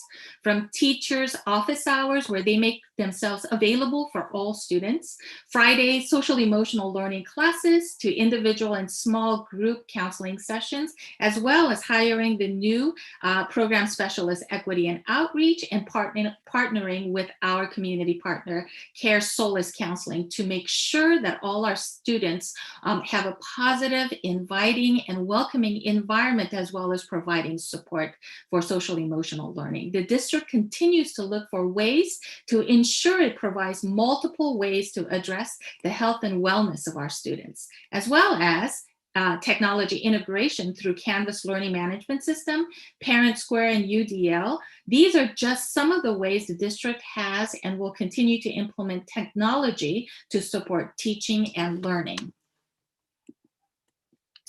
The district's areas of focus that you will find in the new LCAP is to provide professional development and training for all staff members, which includes a variety of ways to create a positive and welcoming school culture and climate that is sensitive to the needs of all students and families that come into the school site and or the district, as well as to address the social emotional learning for all students. A systematic implementation of MTSS or multi-tier system of support, as well as standard-based assessment that is consistent and uniform throughout the district will allow continuity of data collection and data analysis to determine the tier 1, 2, or 3 support students will receive academically and or behaviorally. A system that is objective and focused on students, as well as professional learning for all students to promote an excellent customer service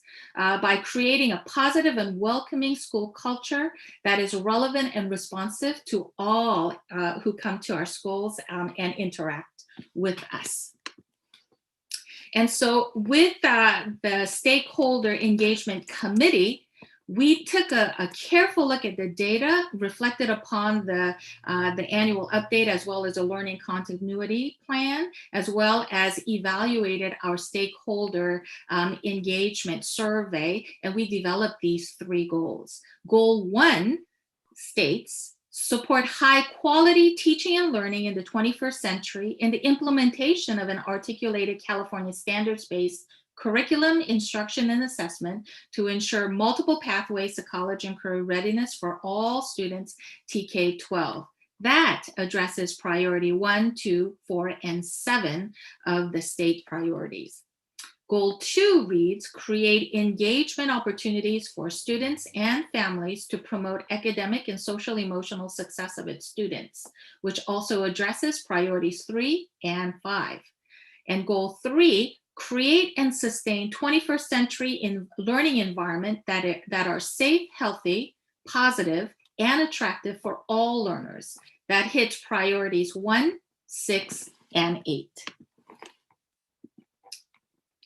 The budget overview for parents is intended to help stakeholders better understand the funding decisions included in the LEA's budget. This report uses language that is understandable and accessible for parents.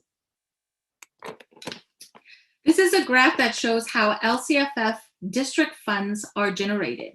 The first layer is called the base funding. Every child K-12 receives a per head amount based on attendance. The second layer of funding source is called the supplemental funds. Districts are provided with extra layers of funds to support students who are identified as low income, English learners, and foster and homeless youth. And last layer, the third layer, is a concentration grant. Additional layer of funds are given to districts with over 55% of students receiving free and reduced lunch price lunch. TCUSD does not receive the concentration grant, excuse me. So here is the budget overview, and of course we will go into further detail later on tonight. This year is a unique year due to the COVID-19 pandemic. The district receives many one-time revenues that is unique to this year's budget. School districts at a normal and this year receives budget from multiple different sources. State funding under local control funding formula, LCFF, other state funds, local funds, as well as federal funds. As reviewed in the previous slides, TCUSD does receive the base fund and the supplemental grant. We do not receive the concentration grant. Please keep in mind that this year, 2021, 2022, next year, 2021, 2022 school year is larger in revenue than other years because of the COVID-related one-time funding. The total revenue projected for Temple City Unified School District is approximately $64.6 million. Of which approximately $55 million or 85% is local control funding formula, LCFF. 4.8 million or 7% in the LCFF comes from the supplemental grant, which must be budgeted towards supporting and educating our unduplicated students and families who are foster homeless youth, English language learners, as well as low-income students. The next three slides are the goals and actions and services developed in collaboration with the members of the LCAP Stakeholder Engagement Committee members. The goal 1 has 15 actions and services. The first 4 actions and services address the district's focus on ensuring in hiring practice, high quality, well-prepared teachers with highly effective credentialing staffs that provide them with support. Actions and services 5, 8, and 10 focus on ongoing professional learning for teachers and staff to ensure rigorous instructional delivery, differentiation, and technology integration learning. Goal 2 has 11 actions and services. I'd like to highlight a few actions and services for you at this time to engage and given more opportunities for parent and student engagement. Professional development in restorative justice and social emotional learning will be available to all staff at TCUSD, including noon duties. And that is because our district will work diligently towards ensuring that staff members, teachers, and everyone working at our district understands the social emotional learning for all students and the strategies that they can immediately apply. And so we are wanting to put our best foot forward to creating a positive and welcoming environment where students feel safe and cared for, and our parents feel comfortable seeking support from the school. Customer service. And then I'd like to highlight for you number 9, Paper Company 24-hour virtual tutoring. The contract for this very important service for our students, tutoring service for our students, is for 39 months. A multi-year contract for all students 3rd through 12 that is provided in English, Spanish, and Mandarin. Goal 3 is about the 21st century, creating and sustaining a 21st century learning environment that is safe, healthy, positive, and attractive for all students. Every school in TCUSD has at least one school counselor. That is not the case in many of the districts that surround us. All the elementary school has at least one counselor, which is often supporting and enhancing the social emotional health of the community at that school. I'd like to highlight for you actions and service number 5, the Director of Enterprise. We want to make sure that we support our school and bring in revenue and attract our families to our district. With this position, we are talking about new opportunities as I have shared in the stakeholder survey results. And so this person is going to be a valuable member as we propel forward. And as well as mentioning actions and services number 4, dual immersion program, our parents are looking and they are wanting this program. And so in the years to come, we will make sure that we search and we report back to you on the progress that we will make in venturing out to see how it will best fit Temple City Unified School District moving forward. The following actions and services will increase and improve services for unduplicated students. These programs will support all students at Temple City, but especially those students who are in the category of unduplicated students. These programs include multi-tier system of support, universal design for learning, restorative justice, counselors, counseling, and providing mental health services, as well as intervention and standardized, uniformed benchmark assessments through iReady, Mastery Connect, and Student Sync. These are important because it'll give us data that will support in supporting and meeting the needs of our students in tier 1, 2, and 3 of the multi-tier system of support that we will establish in the coming years. Our next steps, board members, is to have this public hearing, and then on June 23rd, the board will adopt this LCAP plan. And this LCAP plan will be submitted to the LA County Office of Ed within 5 days of board approval for final review. And then once that has been approved, the LEA and the County Office of Ed will post the LCAP to the internet website. Thank you so much for this opportunity to share. Are there comments or questions for Sandy? Anyone? And by the way, can I see full screen so I saw Donna's hand, but that's it. Okay. Oh, mine's an easy question. That was really interesting. Could we get a copy of that? Absolutely.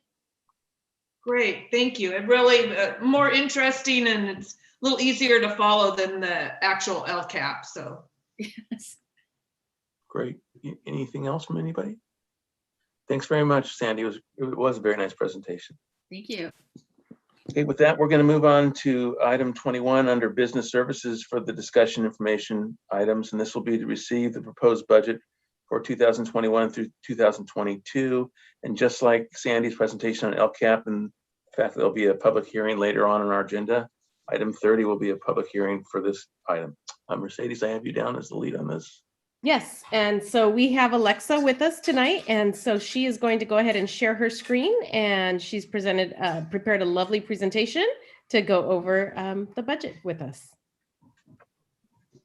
Okay. Good evening. Thank you for inviting me to share the annual budget presentation with you tonight. Can everyone see my screen before I get started? Yes. Okay, Yes. great.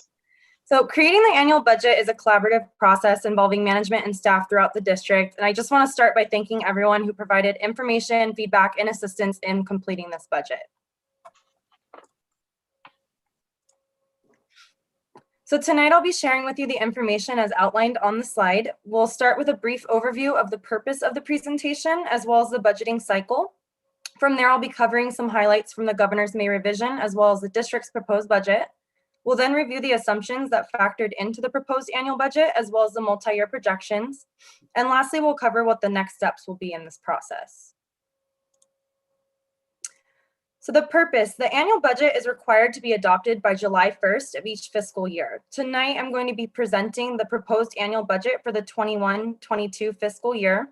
And Ed Code then requires that we hold the public hearing regarding the budget, and this will be held later this evening. Budget reporting is a cyclical process. It requires extensive planning and coordination in business services and throughout the district. We're currently at the top of this cycle where you see that we are here for our LCAP and adopted budget for the 21-22 fiscal year, both of which are being presented tonight along with the public hearings later this evening. Following the cycle through, you'll note the various fiscal years begin overlapping. In September, fiscal service will work on finalizing the year-end closing process for the unaudited actuals for the 2021 fiscal year. This will provide us with final numbers for 2021, which will serve as the updated basis for our beginning numbers for our 21-22 fiscal year budget. Moving through the cycle and jumping around a bit, you'll see the first and second interim for the 21-22 fiscal year in December and March respectively. These interim reporting periods will be presented to the board to serve as an update to the 21-22 operating budget based on the latest information available at those points in time. If we jump back to January, you'll see the first step in the 22-23 budget development process begins with the January governor's budget proposal. This serves as the basis for the subsequent year's budget development. Moving into April and May, we have the preliminary budget based on the information in May revision, as well as recommendations from sources, sources such as the LA County Office of Education, School Services, and CASBO. And then as we get back to the top of the cycle, you'll see that next June we'll be bringing the proposed budget for an LCAP for the 22-23 fiscal year to board, and the cycle will continue. Okay, so I want to start by going over some of the highlights from the governor's May revision. The May revision is shared around mid-May each year, and it provides updates to the state budget proposal from the original January budget proposal.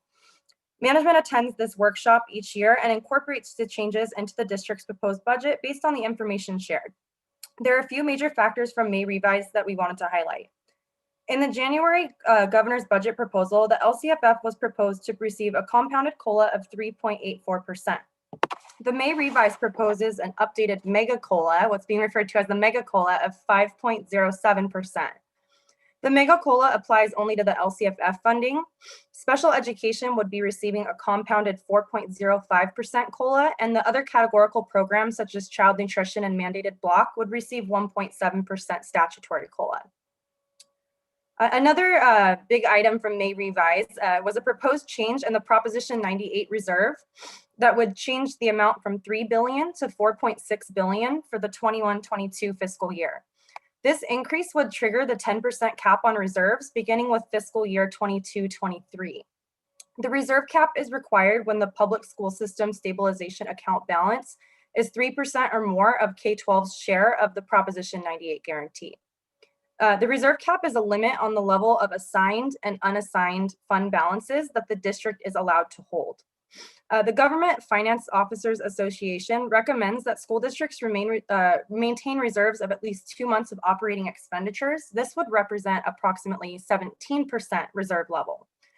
Given this fact, many organizations that advocate for schools in California have expressed some concerns over the potential for this 10% cap to be triggered. So district management will be monitoring this closely and any potential implementation. And we'll bring recommendations to the board regarding any potential fund balance commitments or reserve cap exemptions that may be available from our County Office of Education. Another large item shared in the May revise is just kind of an update on the ongoing statewide trend of declining enrollment in K-12 public schools. For many years, there has been this trend of declining enrollment across the state. In a typical year, the loss is about 20 to 30,000 students. However, from 1920 to 2021, the decline in enrollment statewide was approximately 160,000 students. At this time, it's hard to predict what the ongoing impact from COVID-19 and the accelerated decline may have on the future enrollment in K-12 public schools in the state. But our Ed Services Department will be closely monitoring our district's enrollment trends. May revise also shared an updated proposal regarding the ongoing deferrals for the LCFF state aid. While May revision left all of the 2021 deferrals in place, it did propose canceling ongoing deferrals for February to May and leaving in place only the June deferral. The June deferral would remain at 100%, and that cash would be received in July of the subsequent fiscal year rather than in June. So moving into our district's budget highlights, the proposed budget we're sharing tonight incorporates the latest available information at the time of budget development. We've incorporated information from the governor's May revision, as well as district enrollment and ADA trends into our proposed budget and multi-year projections. Personnel expenditures continue to represent by far the largest portion of the district's expenditure budget. And there were two major factors shared in the May revision that will have an impact on our personnel budget. The unemployment insurance rate is the first one that we want to highlight. This rate has previously been 0.05%, and we are seeing an increase to 1.23%. This is due to the COVID-19 pandemic. This increase from 0.05 to 1.23 would represent an increased cost to our district of approximately $460,000. Additionally, a point we tend to share every year, the STRS and PERS rates are continuing to increase. The increase in this upcoming year is estimated to cost the district approximately $455,000. And those additional ongoing increases will continue in each of the following years as those rates continue to climb. And on a later slide, we'll have those rates outlined for you to show what was included in this proposed budget, as well as the multi-year projections. Another point we wanted to highlight, at the board meeting on March 10th, 2021, the board did approve a fiscal stabilization plan, which was required by our County Office of Ed to address deficit spending trends.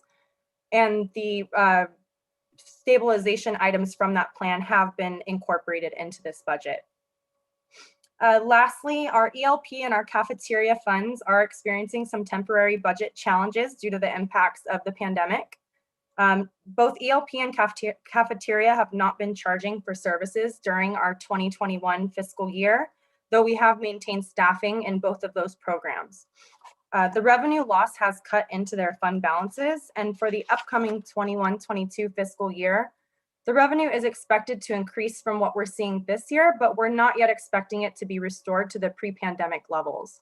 As the restrictions continue to be lifted, we do expect that these funds will become self-supporting again as they were in the past. In the meantime, management will be monitoring and considering options such as utilization of the one-time funding or temporary borrowing from the general fund to support the continuation of these programs in our district.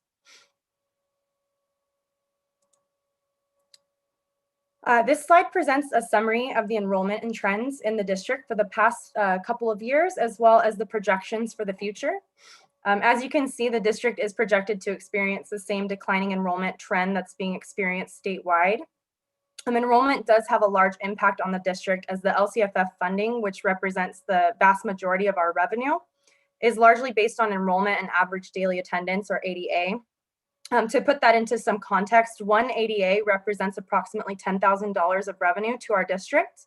And from the 18-19 year to the 23-24 year, we are currently projected to have a loss of approximately 400 students, and this would translate to a reduction of revenue of $4 million over that same period. So this next slide presents a summary of the factors that have a significant impact on the budget that we are proposing, as well as the multi-year projections. The first column is going to include the factors for our 2021 estimated actuals for the current year that we're operating in. The second column is for our 21-22 proposed budget, and then the third and fourth columns would be the factors for the 22-23 and 23-24 fiscal years, respectively. So in 2021, we will see that 0 on our COLA that we received. However, in the next year, we do see that mega COLA of 5.07%, and this would help to offset some of that loss of revenue that we had in the 2021 year due to that 0% COLA.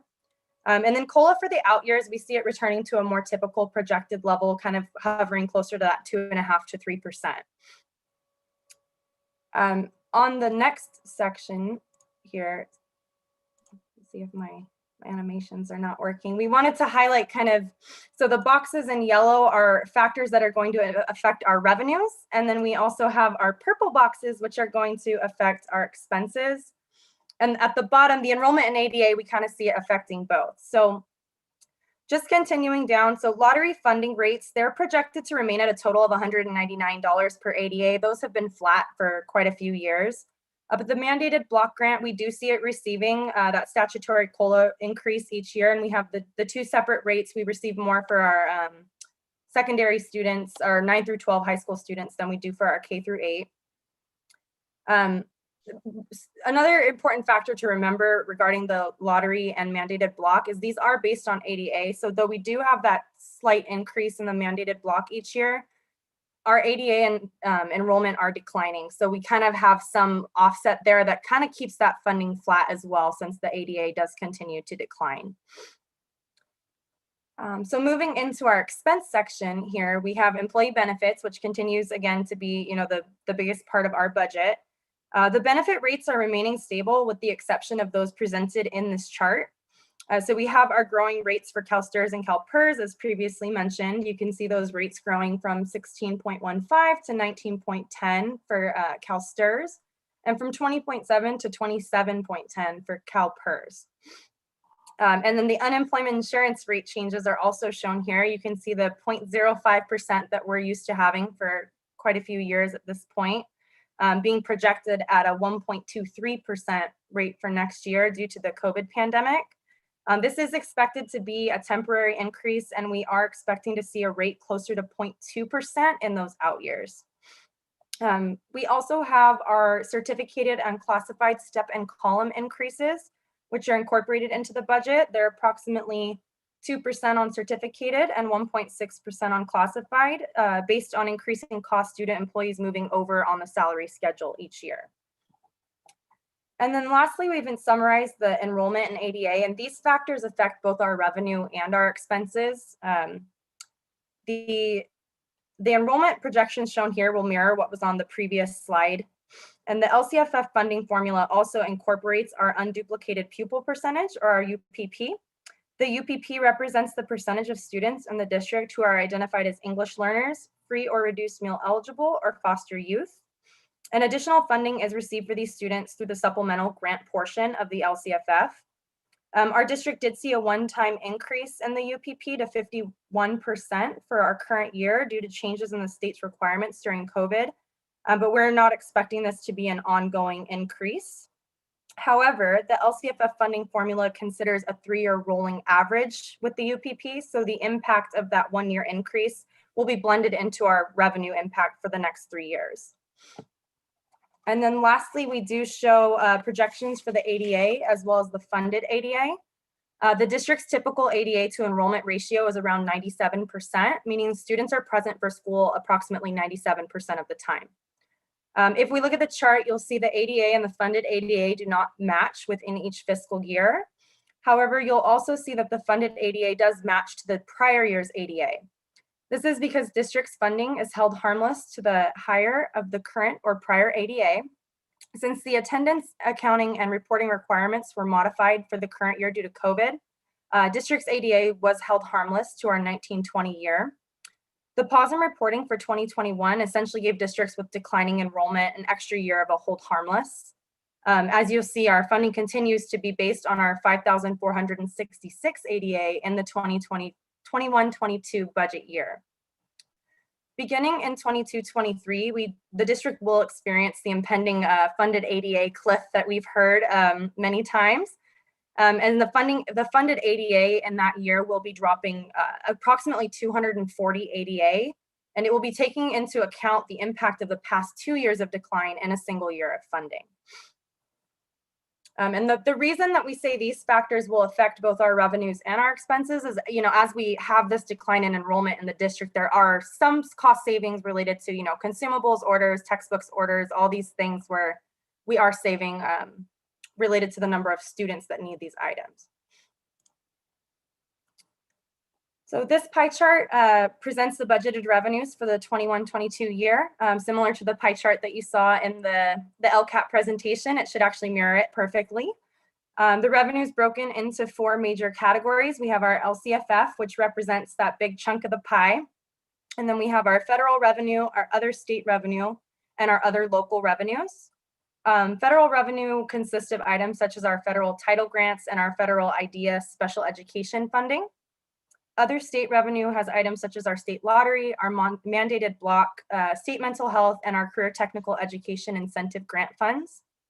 And other local includes items such as the AB 602 special ed funding that we received through the West San Gabriel Valley SELPA, SELPA tuition that we receive from other member districts in the SELPA, interest earnings, and facilities rent.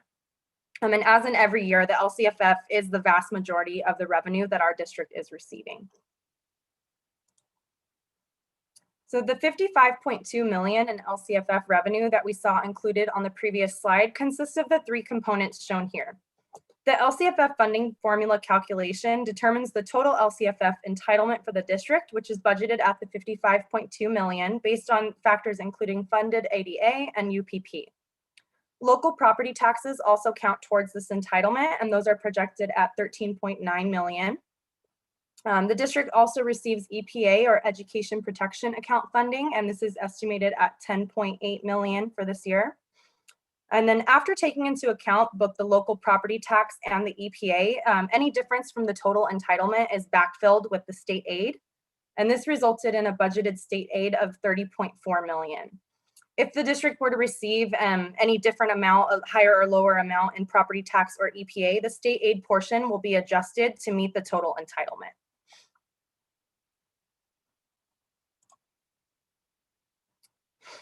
This chart presents the budgeted expenditures for the 21-22 year. So expenditures are broken into 6 major categories. The first 3 that we have are our certificated salaries, our classified salaries, and our employee benefits. And these make up approximately 80% of the district's budget. The remaining items that we have are books and supplies, services and other operating expenditures such as utilities, contracted services, conferences, and capital outlay and other outgo, which would include items such as indirect cost, tuition, and interfund transfers. And on this slide, we're presenting another way to kind of imagine the district's budget. So on the bottom left, you can see the total dollar amounts for each category of expenditures.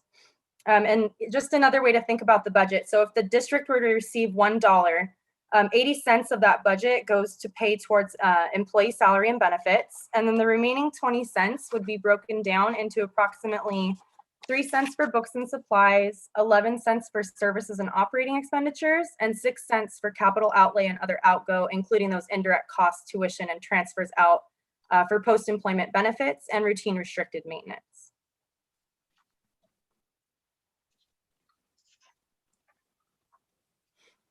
And then presented here, we have our multi-year projection. So each time we bring these to you, we always have those, our current year, our budget year, and our 2 out years that we're required to present. And this is based on the latest available information and assumptions at this time. And the columns here will align with the previous chart of budget assumptions. So the chart we showed with those assumptions will align to how we arrived at these numbers. The large decreases that you'll see in both revenue and expense from our current 2021 estimated actuals to our 2022 proposed budget is related to the one-time COVID funding that we received. So we received very large amounts of money to kind of help address the COVID pandemic. And those were one time, so we don't see that repeated in the following years. We do have some upcoming additional funding sources, including the ESSER 3, that are not yet incorporated in this budget. And that's just due to the timing of the release of that information. So that will be brought back to you in an adjustment at a later point to incorporate those into our budget. So after that year, we kind of see a trend of revenue remaining fairly flat because we do have that declining enrollment in ADA. The COLA that we're receiving is kind of offset by that decrease in funding. And then meanwhile, due to increasing STRS and PERS rates and step and column costs and the climbing contribution to special ed, we do see expenditures continue to trend upward as the years continue. And the resulting impact is an increase in our deficit spending as the years continue. This creates a budget pressure that's being shared by many districts throughout the state at this time, as costs continue to rise and declining enrollment causes that decrease in revenue.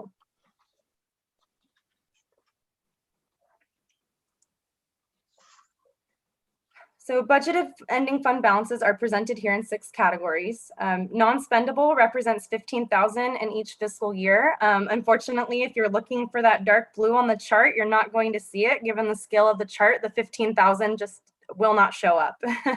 So we do have the note down here just so that you're aware that this is here, even though we can't get that bar to show up on our chart. The other categories that we have from the bottom to the top are our restricted, our assigned, the 2% board designated reserve, the 3% required reserve for economic uncertainty, and our undesignated reserves. Restricted reserves are those which have a external legal restriction on their purpose. And you'll see a large increase there from the 1920 to the 2021 year. And this is also due to that one-time COVID money that we received. So we have restrictions from the state and federal government on how we can spend those. So all of those monies will fall in that red bucket. Assigned balances are those which have been set aside for a specific purpose, but don't have that external legal restriction placed upon them. These will include items such as our LCFF supplemental grant, which we set aside to serve those high needs students, as well as our textbook adoption monies that are set aside. We do see that green bar for the assigned kind of declining over time, and that's just spend down of those amounts as well as the timing of our future textbook adoptions for next gen science standards. So the last three categories of reserves are all considered to be unassigned balances. We have our 3% REU, which is the legal requirement, and then we also have the 2% board designated, which is an additional reserve the board has set aside for fiscal solvency. And then lastly, we have our undesignated reserves, and this is just what's remaining after we've set aside all these other categories, how much money is left. And we do see that continuing to decline over the years due to the deficit spending illustrated on the previous slide as well. If that amount were to be depleted, it could represent a situation in which the district would no longer be able to meet our board designated 2% reserve or possibly the legally required 3% reserve. So management will be closely monitoring this and bringing any updates through the interim reporting process to the board throughout the upcoming year. In addition to the general fund, the district also maintains another number of other funds for specific purposes. Those funds are listed here along with a summary of their annual revenue and expenditure budgets and their ending balances. The adult education fund is accounting for the adult ed program that we have in the district. And then we have our child development fund, which accounts for our ELP program. Our cafeteria fund accounts for all of our food service activity. And just to kind of bring attention here to in our ELP fund and our cafeteria, as we previously noted, they are experiencing significant impacts to their revenue due to the pandemic. And they're both currently projected to end in negative balance. However, we do anticipate, again, that in the future, as restrictions become more relaxed and they return to their normal operations, that these funds will return to being self-supporting. If they should end the year in a negative balance, we have options we can explore, such as short-term borrowing from the general fund or using one-time funds, one-time COVID monies to support the cost of maintaining the program staff. The routine restricted maintenance, the legally required 3% transfer, that is accounted for in our deferred maintenance fund. And we also have the special reserve fund for post-employment benefits. This accounts for the $250,000 that the board has set aside each year to help fund that unfunded liability for OPEB. We have our building fund, which accounts for our Measure S bond activity and all of those ongoing projects. We have our capital facilities fund accounting for our developer fees activity. The county school facilities fund accounting for our state matching funds that we receive related to modernization projects that were completed. So far we've received, you can see there, nearly 29 million, and we're expected to receive, at some point we will get a notification of approximately another $4 million, and we're hoping that's coming soon. And then we have our special reserve fund for capital outlay. This fund just accounts for anything the district sets aside for a specific capital outlay purpose. At this time, we don't have anything in there other than some interest accumulation from a small remaining cash balance. And then lastly, we have our bond interest and redemption fund, and this accounts for the repayment of our general obligation bond debt. So all of those Measure S bonds that were issued, the repayment of that debt is accounted for in this fund. Okay, so next steps. At the state level, the governors may revise will move to the legislature. The legislature and the governor's administration will be working towards a final budget, and this will be signed by mid-June. And then at the district level, we'll be conducting our public hearing tonight. And then management will be recommending adoption of the budget as proposed at our meeting on June 23rd. And then based on the outcome of the budget negotiations at the state level, the district may need to consider the need for a 45-day revise to our budget. There's still a lot of items in negotiations in the state budget that could result in material changes to the budget we've presented tonight. If anything were to result in a material change, we would bring that 45-day revise to the board for their approval in August. And then moving into September, we will have our 2020-2021 unaudited actuals finalized, and this will present updated beginning balances for our 21-22 year. So just based on the timing of budget adoption, we don't have those actual final numbers yet. So the numbers we're presenting as beginning balances are an estimate at this time, and we will bring those final numbers and another budget update in September utilizing the actuals. And then from there, we'll just continue through the budget cycle that we showed earlier, and the cycle will continue. That's all that I have tonight. Thanks for your time and attention, and I want to open it up if there's any questions or comments. And can you make it full screen so I can see what everyone? Yes. How do I go back to full screen? Just stop sharing. Oh, there we go. Thank you. Yeah. I'm so used to Google Meetings, not Zoom. Mike, did you have a question? No, just a quick comment. Alexa, this is just absolutely outstanding in organization, thoroughness, and clarity. You basically made a very complex and important topic transparent and understandable to the public. Also, the accompanying budget report is very well written, and it is clear in reading that there was this level of excellence and collaboration with educational services to have such a seamless narration. And so just want to thank you for an excellent presentation. Thank you, Dr. Lynn. I couldn't have said it better myself. Does anybody else have any comments or questions? I was going to say that, you stole the words. Mary. Yeah. Alexa, thank you. Thank you all. Thank you again for making, as a new board member, this is probably the hardest part to understand, and you made it very understandable. So thank you so much. I had one question about the federal money that is coming in for meals. Is that supposed to be coming in for another year? Is that being funded that way or not? The meals will continue to be free for all students through the following fiscal year. So we right now, our food service department has applied for a number of waivers, and that will include the ability to continue serving free meals to our students throughout this upcoming school year. And we will continue to receive the federal reimbursements on that money. So we do have, it is some relief for our cafeteria fund.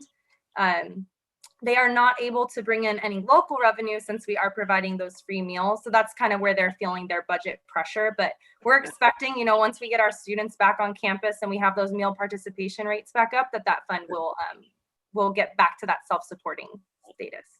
Thank you so much. You're welcome. All right, very good. Thank you, Alexa. Thank you. With that, we're going to move on to item number 22, which is involves a report on excess reserves. And I'm not sure if this is Mercedes or Alexa. I can go ahead and take it. Okay. So anytime a district has reserves that are in excess of the minimum reserve for economic uncertainty, or the REU, a report needs to be made on the actual reserves and what they are. And so because our Board of Education recognizes their duty to maintain fiscal solvency, we do have a board policy to set aside an additional 2% on top of the 3%. So below on the agenda report is the breakdown for our 21-22 budget, as well as the 2 out-year projected budgets. And so that's what our report on the economic reserves is. Pretty straightforward. Any comments or questions from Mercedes? Okay, thank you. With that, we're going to move on to the discussion action portion of our agenda, starting first with the administration, and item 23 calls for motion to approve contract addendum for the interim assistant superintendent, personnel services / executive director of student services and technology. And Kim, you're going to speak to this? I Donna? sure am. Thank you. Donna, did you have a question? I can't hear you. You're muted. I was going to make a motion, but I'd rather hear Kim speak. Okay. So as you know, we had 2 vacancies, one in personnel services that actually occurred back in November of 2020. And we had Ms. Hannah Getty, who had stepped into personnel services to take over that role. She also maintained her original role as Director of Student Services and Technology. And so in doing that, she has been working since she has been named interim assistant superintendent for the past several months without compensation. This addendum actually would provide the compensation for her to escalate to the interim assistant superintendent level and account for her time served in doing both of those roles for the district. As a result, we were able to save money fiscally by not having to hire for the remainder of this school year in the amount of about 60% of the assistant superintendent pay. So we were allowed to capture that as savings, and this would be paying for her time served. Okay, Donna, do you want to make that motion now? Sure, I'll make a motion to approve the contract amendment. Okay, and I see a second from Member Espinoza. And with that, I will go ahead and call for the vote. Member Espinoza? Yes. Member Georgino? Yes. Member Lynn? Yes. I'm a yes. And Member Sneed? Yes. Okay, thank you. So the motion carries 5-0. With that, we're moving on to item 24, which calls for a motion to approve the contract addendum for the interim chief business official / executive director of curriculum and instruction. And it's basically a repeat for Hannah that we just did for Mercedes. So I don't know if we need to have Kim repeat that again. Donna, you have a question or are you making a motion? No, I don't. I was going to make a motion. Okay, so I have motion. Unless she wants to say something different. Okay. The only thing that I would say is that in both situations, we've saved 60% of an interim superintendent. So we've saved over a full position, a little over a full position of an assistant superintendent salary. And that was a fiscal benefit to our district. And thank you to the 2 ladies who did double duty for the past roughly 5 to 6 months. Okay, and Melissa, were you making the second on that motion from Donna? Yeah. Yes. Okay. So with that, I'm going to go ahead and call for the vote. Member Georgino? Yes. Member Lynn? Yes. I'm a yes. Member Sneed? Yes. And Member Espinoza? Yes. Okay, so the motion carries 5-0 for that item. Also, congratulations to both you ladies. With that, I'm going to move on to item 25, which calls for a motion to receive board policies for second reading and approve. And these are policies we reviewed at our last meeting. So may I have a motion and second to approve, please? Oh, 3. I'm going to motion from Member Sneed and the second from Member Georgino. Any comments, questions, changes suggested? Okay, I will go ahead and call for the vote. Member Lynn? Yes. I'm a yes. Member Sneed? Yes. Member Espinoza? Yes. And Member Georgino? Yes. Okay, so the motion carries 5-0. Thank you. Moving on to item 26, it calls for a motion to approve the facility use priority ranking for applicants. And we've covered this. This will be our 3rd time, but I'd like a motion and a second to go ahead and approve, please. I'll motion. Motion from Member Espinoza, a second from Member Georgino. Yeah. Any comments or questions on this? Okay, I'll go ahead and call for the vote. I'll go first. I'm a yes. Member Sneed? Yes. Member Espinoza? Yes. Member Georgino? Yes. And Member Lynn? Yes. Okay, so the motion carries 5-0. Thank you. I have sticky notes on here. make sure I was going to call for Nicole tonight first, but don't need him. Anyway, so we are moving on to the category of Ed Services, item 27A, which calls for motion to open public hearing for the local control and accountability LCAP plan that Sandy shared with us earlier. May I have a motion and a second to open that public hearing, please? Make the motion. Motion from member Lynn and a second from, member Sneed. Hold on. And are there comments or questions from the, oh no, I have to take the vote to open it up first. I'll go ahead and call for the vote. Member Espinosa, Yes. member Georgino, Yes. member Lynn, Yes. member Sneed, Yes. and I'm a yes. So motion carries 5-0. We are now in the midst of a public hearing. Anybody from the public care to comment or ask questions? Okay, hearing none, I will go ahead and call for a motion to close that public hearing. Close. Yes. Item 27B, close the public hearing. May I have a motion and a second? Was that you making a motion, Mike? Yep. Okay. Close. And a second from member Georgino. Second. And we'll go ahead and call for the vote. Member Lynn? Yes. I'm a yes. Member Sneed? Yes. Member Espinosa? Yes. And member Georgino? Yes. Okay, thank you. So with that, we're moving on to item number 28. It calls for a motion to approve a new class at TCHS for sports medicine clinical practicum. We saw a presentation on this. I don't know if it was the last meeting or the one before that, but it looks like a real promising program. I have a motion and a second to approve this class, please. Motion from member Espinosa and a second from member Lynn. And I will go ahead and call for the vote. I'm a yes. Member Sneed? Yes. Member Espinosa? Yes. Member Georgino?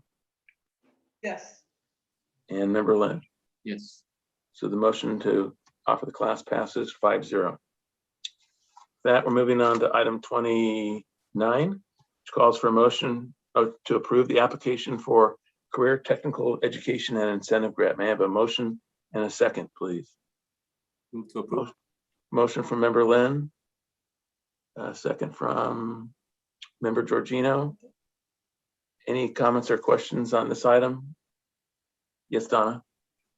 Can we get a little overview of it? Sure. Every year we apply for the CTEG grant. We've been doing it, I think, since 2016. And it basically is a matching grant offered by CDE where we are granted funds to grow our career technical education programs. And then over the years, we've been asked to match more. I think it started off with a one-to-one match, dollar to dollar. Now it's $2 to 1. So we match the grant funding $2 to 1.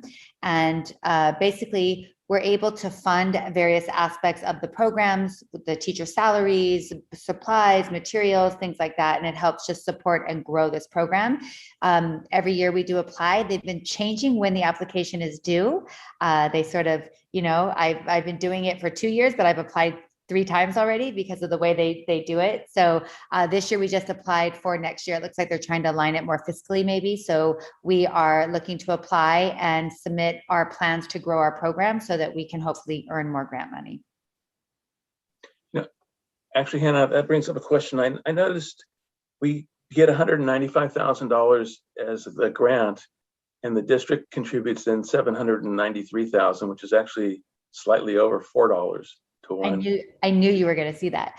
I thought about explaining it. So that is what we've done in the past. We did the exact match of 2 to 1. In working with Alexa, we were much more strategic and careful. We're paying teacher salaries that teach these classes regardless. So whether we pay them out of the match funds or don't. So as long as they have the right credential, if they have a CTE credential, we're able to move them over to show that we are using our match dollars. So it is much higher. We're hoping that CDE will recognize that our willingness to spend more should get us more. So we're sort of going the back end of it. So that is not what we've always done. But at the end of the day, we have always spent more than a 2-to-1 because these are our teachers. We're going to pay them no matter what. So being able to do it out of the match to social support of the program could help grant us more dollars. I like the strategy. It was Alexis. Great idea. Thank you. Any other comments or questions? No, then I will go ahead and call for the vote. And I'll just start with Member Espinoza now. Yes. Member Georgino? Yes. Member Lynn? Yes. I'm a yes, and Member Sneed. Yes. Okay, so the motion carries 5-0. Thank you. So now we're on to the business services category of our action agenda, item 30A, which calls for a motion to open a public hearing to hear from the audience about our proposed budget. May I have a motion and a second to open that hearing, please? Move to open. Okay, it was a photo finish. Member Lynn on the motion and Member Sneed on the second. And I'm just going to go ahead and call for the vote. Member Georgino? Yes. Member Lynn? Yes. I'm a yes. Member Sneed? Yes. And Member Espinoza? Yes. Okay, so the motion carries 5-0. And we're now in the midst of a public hearing on our proposed budget. Any comments or questions from the audience? Hearing and seeing none, I'm going to go ahead and call for a motion to close said public hearing. May I have a motion and a second, please? To close? Motion from Member Lynn, and a second from Member Espinoza. And I'm going to go ahead and call for the vote. Member Lynn? Yes. I'm a yes. Member Sneed? Yes. Member Espinoza? Yes. And Member Georgino? Yes. Okay, so the motion carries 5-0. Thank you. With that, we are on to item 31, which calls for a motion to approve public disclosure of a collective bargaining agreement with the Temple City Education Association in accordance with AB 1200. May I have a motion and a second to approve this agreement, sharing the agreement? Look like a motion from Member Sneed and a second from Member Espinoza. Any comments or questions on this? Okay, seeing and hearing none, I will go ahead and call for the vote. I'll start with me. I'm a yes. Member Sneed? Yes. Member Espinoza? Yes. Member Georgino? Yes. And Member Lynn? Yes. Okay, so the motion carries 5-0. Thank you. That we are on to item number 32, which calls to a motion to approve the public disclosure of collecting bargaining agreement with the California School Employees Association, otherwise known as CSEA 105, in accordance with AB 1200. May I have a motion and a second to approve the disclosure, please? Motion from Member Lynn, second from Member Georgino. And I forgot where I left off, so I'll start with, I think, Member Sneed. Yes. Okay, Member Espinoza? Yes. Member Georgino? Yes. Member Lynn? Yes. And I'm a yes as well, so that motion carries 5-0. Thank you. Okay, so now item 33, before I ask for the motion, I need to explain a little bit. The item was listed on our agenda last Friday with the anticipation that this collective bargaining agreement with CSEA 823 would be approved or ratified earlier this week, and that did not happen. And because it hasn't been ratified, we can't take action on it. So I need a motion to pull this item, motion and second to pull this item for next meeting. Motion from Member Georgino, second from Member Lynn. And I'm going to go ahead and call for the vote. Member Georgino? Yes. Member Lynn? Yes. Members, me, that's me. I'm a yes. Member Sneed? Yes. And Member Espinoza? Yes. Okay, so the motion carries 5-0. Okay, we are moving on to item number 34, which calls for a motion to adopt resolution 2021-21, authorizing to increase the salary schedules of management, confidential, unrepresented, and cabinet employees commensurate with bargaining unit members. We have a motion and a second to approve this resolution, please. Motion from Member Georgino, and a second from member Lynn. Are there any comments or questions about this item? No, I will go ahead and call for the vote. Member Sneed, Yes. member Espinosa, Yes. member Georgino, Yes. member Lynn, Yes. and I'm a yes as well. So the motion carries 5-0. Congratulations. With that, we're moving on to item 35, which calls for a motion to approve public disclosure of collective bargaining agreement with management, confidential, unrepresented, and cabinet in accordance with AB 1200. May I have a motion and a second to approve, please? Motion from member Sneed and a second from member Georgino. I'm going to go ahead and call for the vote unless there's comments or questions. Nope. Okay. Member Espinosa, Yes. member Georgino, Yes. member Lynn, Yes. I'm a yes, and member Sneed. Yes. Yes, so the motion carries 5-0.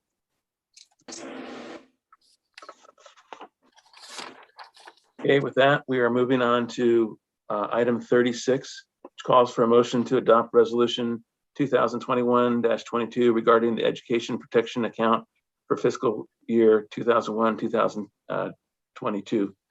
May I have a motion and a second to approve, please? A motion from member Georgino, second from member Lynn. Are there comments or questions on this item?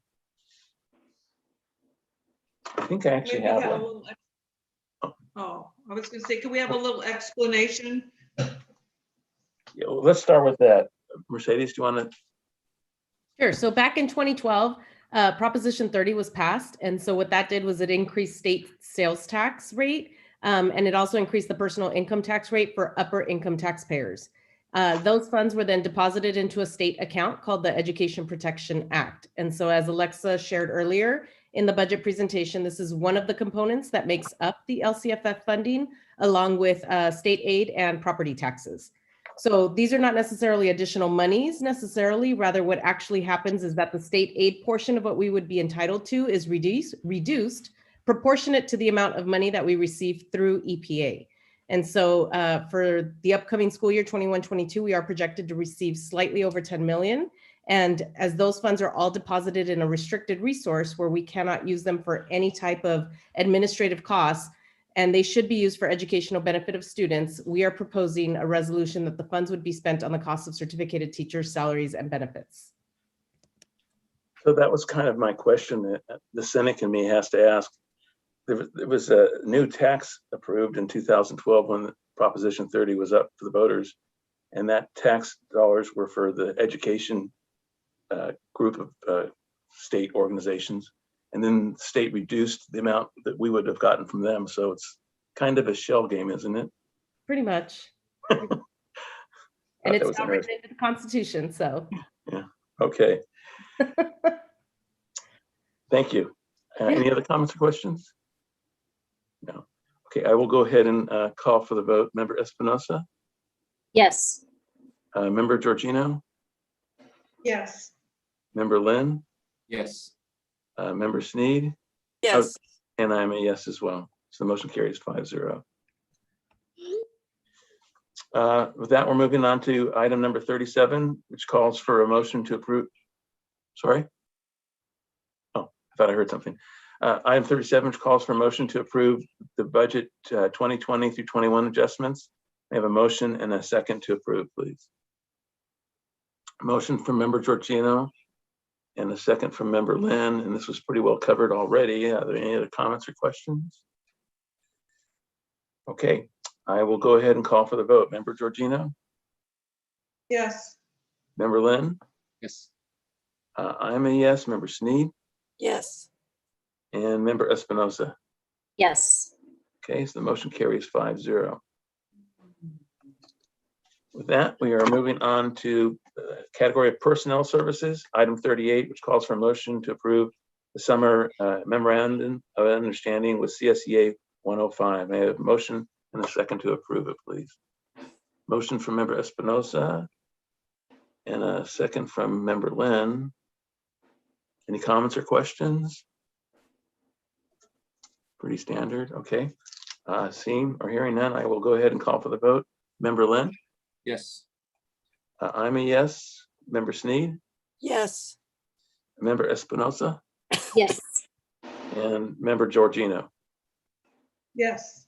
Okay, so the motion carries 5-0. Thank you. Okay, we are on to item number 39.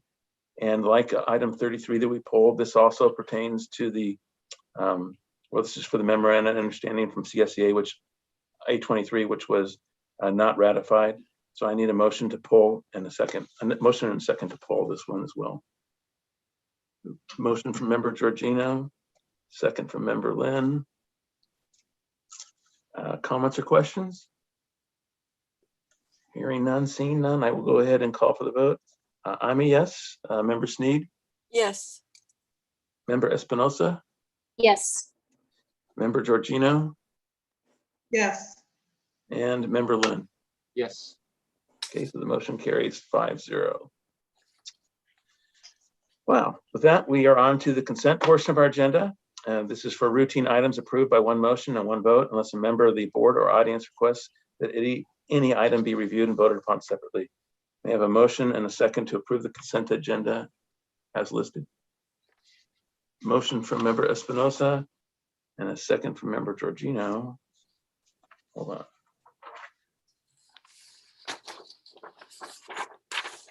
on. Any comments or questions on anything here? No? I will go ahead and call for the vote. Member Sneed? Yes. Member Espinosa? Yes. Member Georgino? Yes. Member Lynn? Yes. And I am a yes as well, so that motion carries 5-0. With that, we are on to item 46, board comments. Anybody care to make a comment before we move on? I'd like to. Oh, please, Mary. Yeah. We've thanked a lot of people. We've been through the district and the kids and everybody have been through quite a year. And I really want to thank all of the administrators, from Dr. Fricker through her cabinet to all of the school administrators. They really showed wonderful leadership over the last year. And without good leadership, you need that captain to direct that ship, and you've done a fantastic job. So I want to thank all the administrators for such a wonderful job of keeping the schools on a steady course over the last year. So thank you very much. And congratulations, Hannah, on your new doctorate. So, but I really want to thank all of the administrators for just a phenomenal job of keeping everybody going and getting us through the last year. So thank you. And I think it's pretty safe to assume that we all echo that appreciation. Okay, with that, I'm going to move on to future agenda items. We have visual and performing arts, which will be scheduled at some point in the future. The governance handbook and protocols meeting has been scheduled for the 26th. I met with Maria on Monday, and I think I have the final copy of that. And I haven't had a chance to look at it since Monday, but you'll receive it no later than this Friday, just so that you have some time to kind of go through it. And then we can talk about it on the 26th. Yes. Are we also going to do the board self-evaluation on the 26th? Same meeting, yes. Okay. Okay, thank you. All right, any other agenda items for now? No, I don't see any. Okay, then with that, I'm going to ask if there's any additional public comments on agendized or non-agendized items. I don't see any. And so with that. No, there were none, Matt. Yeah, that's what I saw you shaking your head. No, there were none. I'm sorry. Okay, with that, I'm going to call for a motion to adjourn. May I have a motion and a second to adjourn, please? Actually, I saw the motion from member Georgino and the second from member Lynn. Don't imagine there's any comments or questions, so we'll just go for the vote. Member Espinosa? Yes. Member Georgino? Yes. Member Lynn? Yes. Yes. I'm a yes, and Member Sneed. Yes. Okay, the motion carries 5-0. Thank you all. Have a good rest of your evening and take care.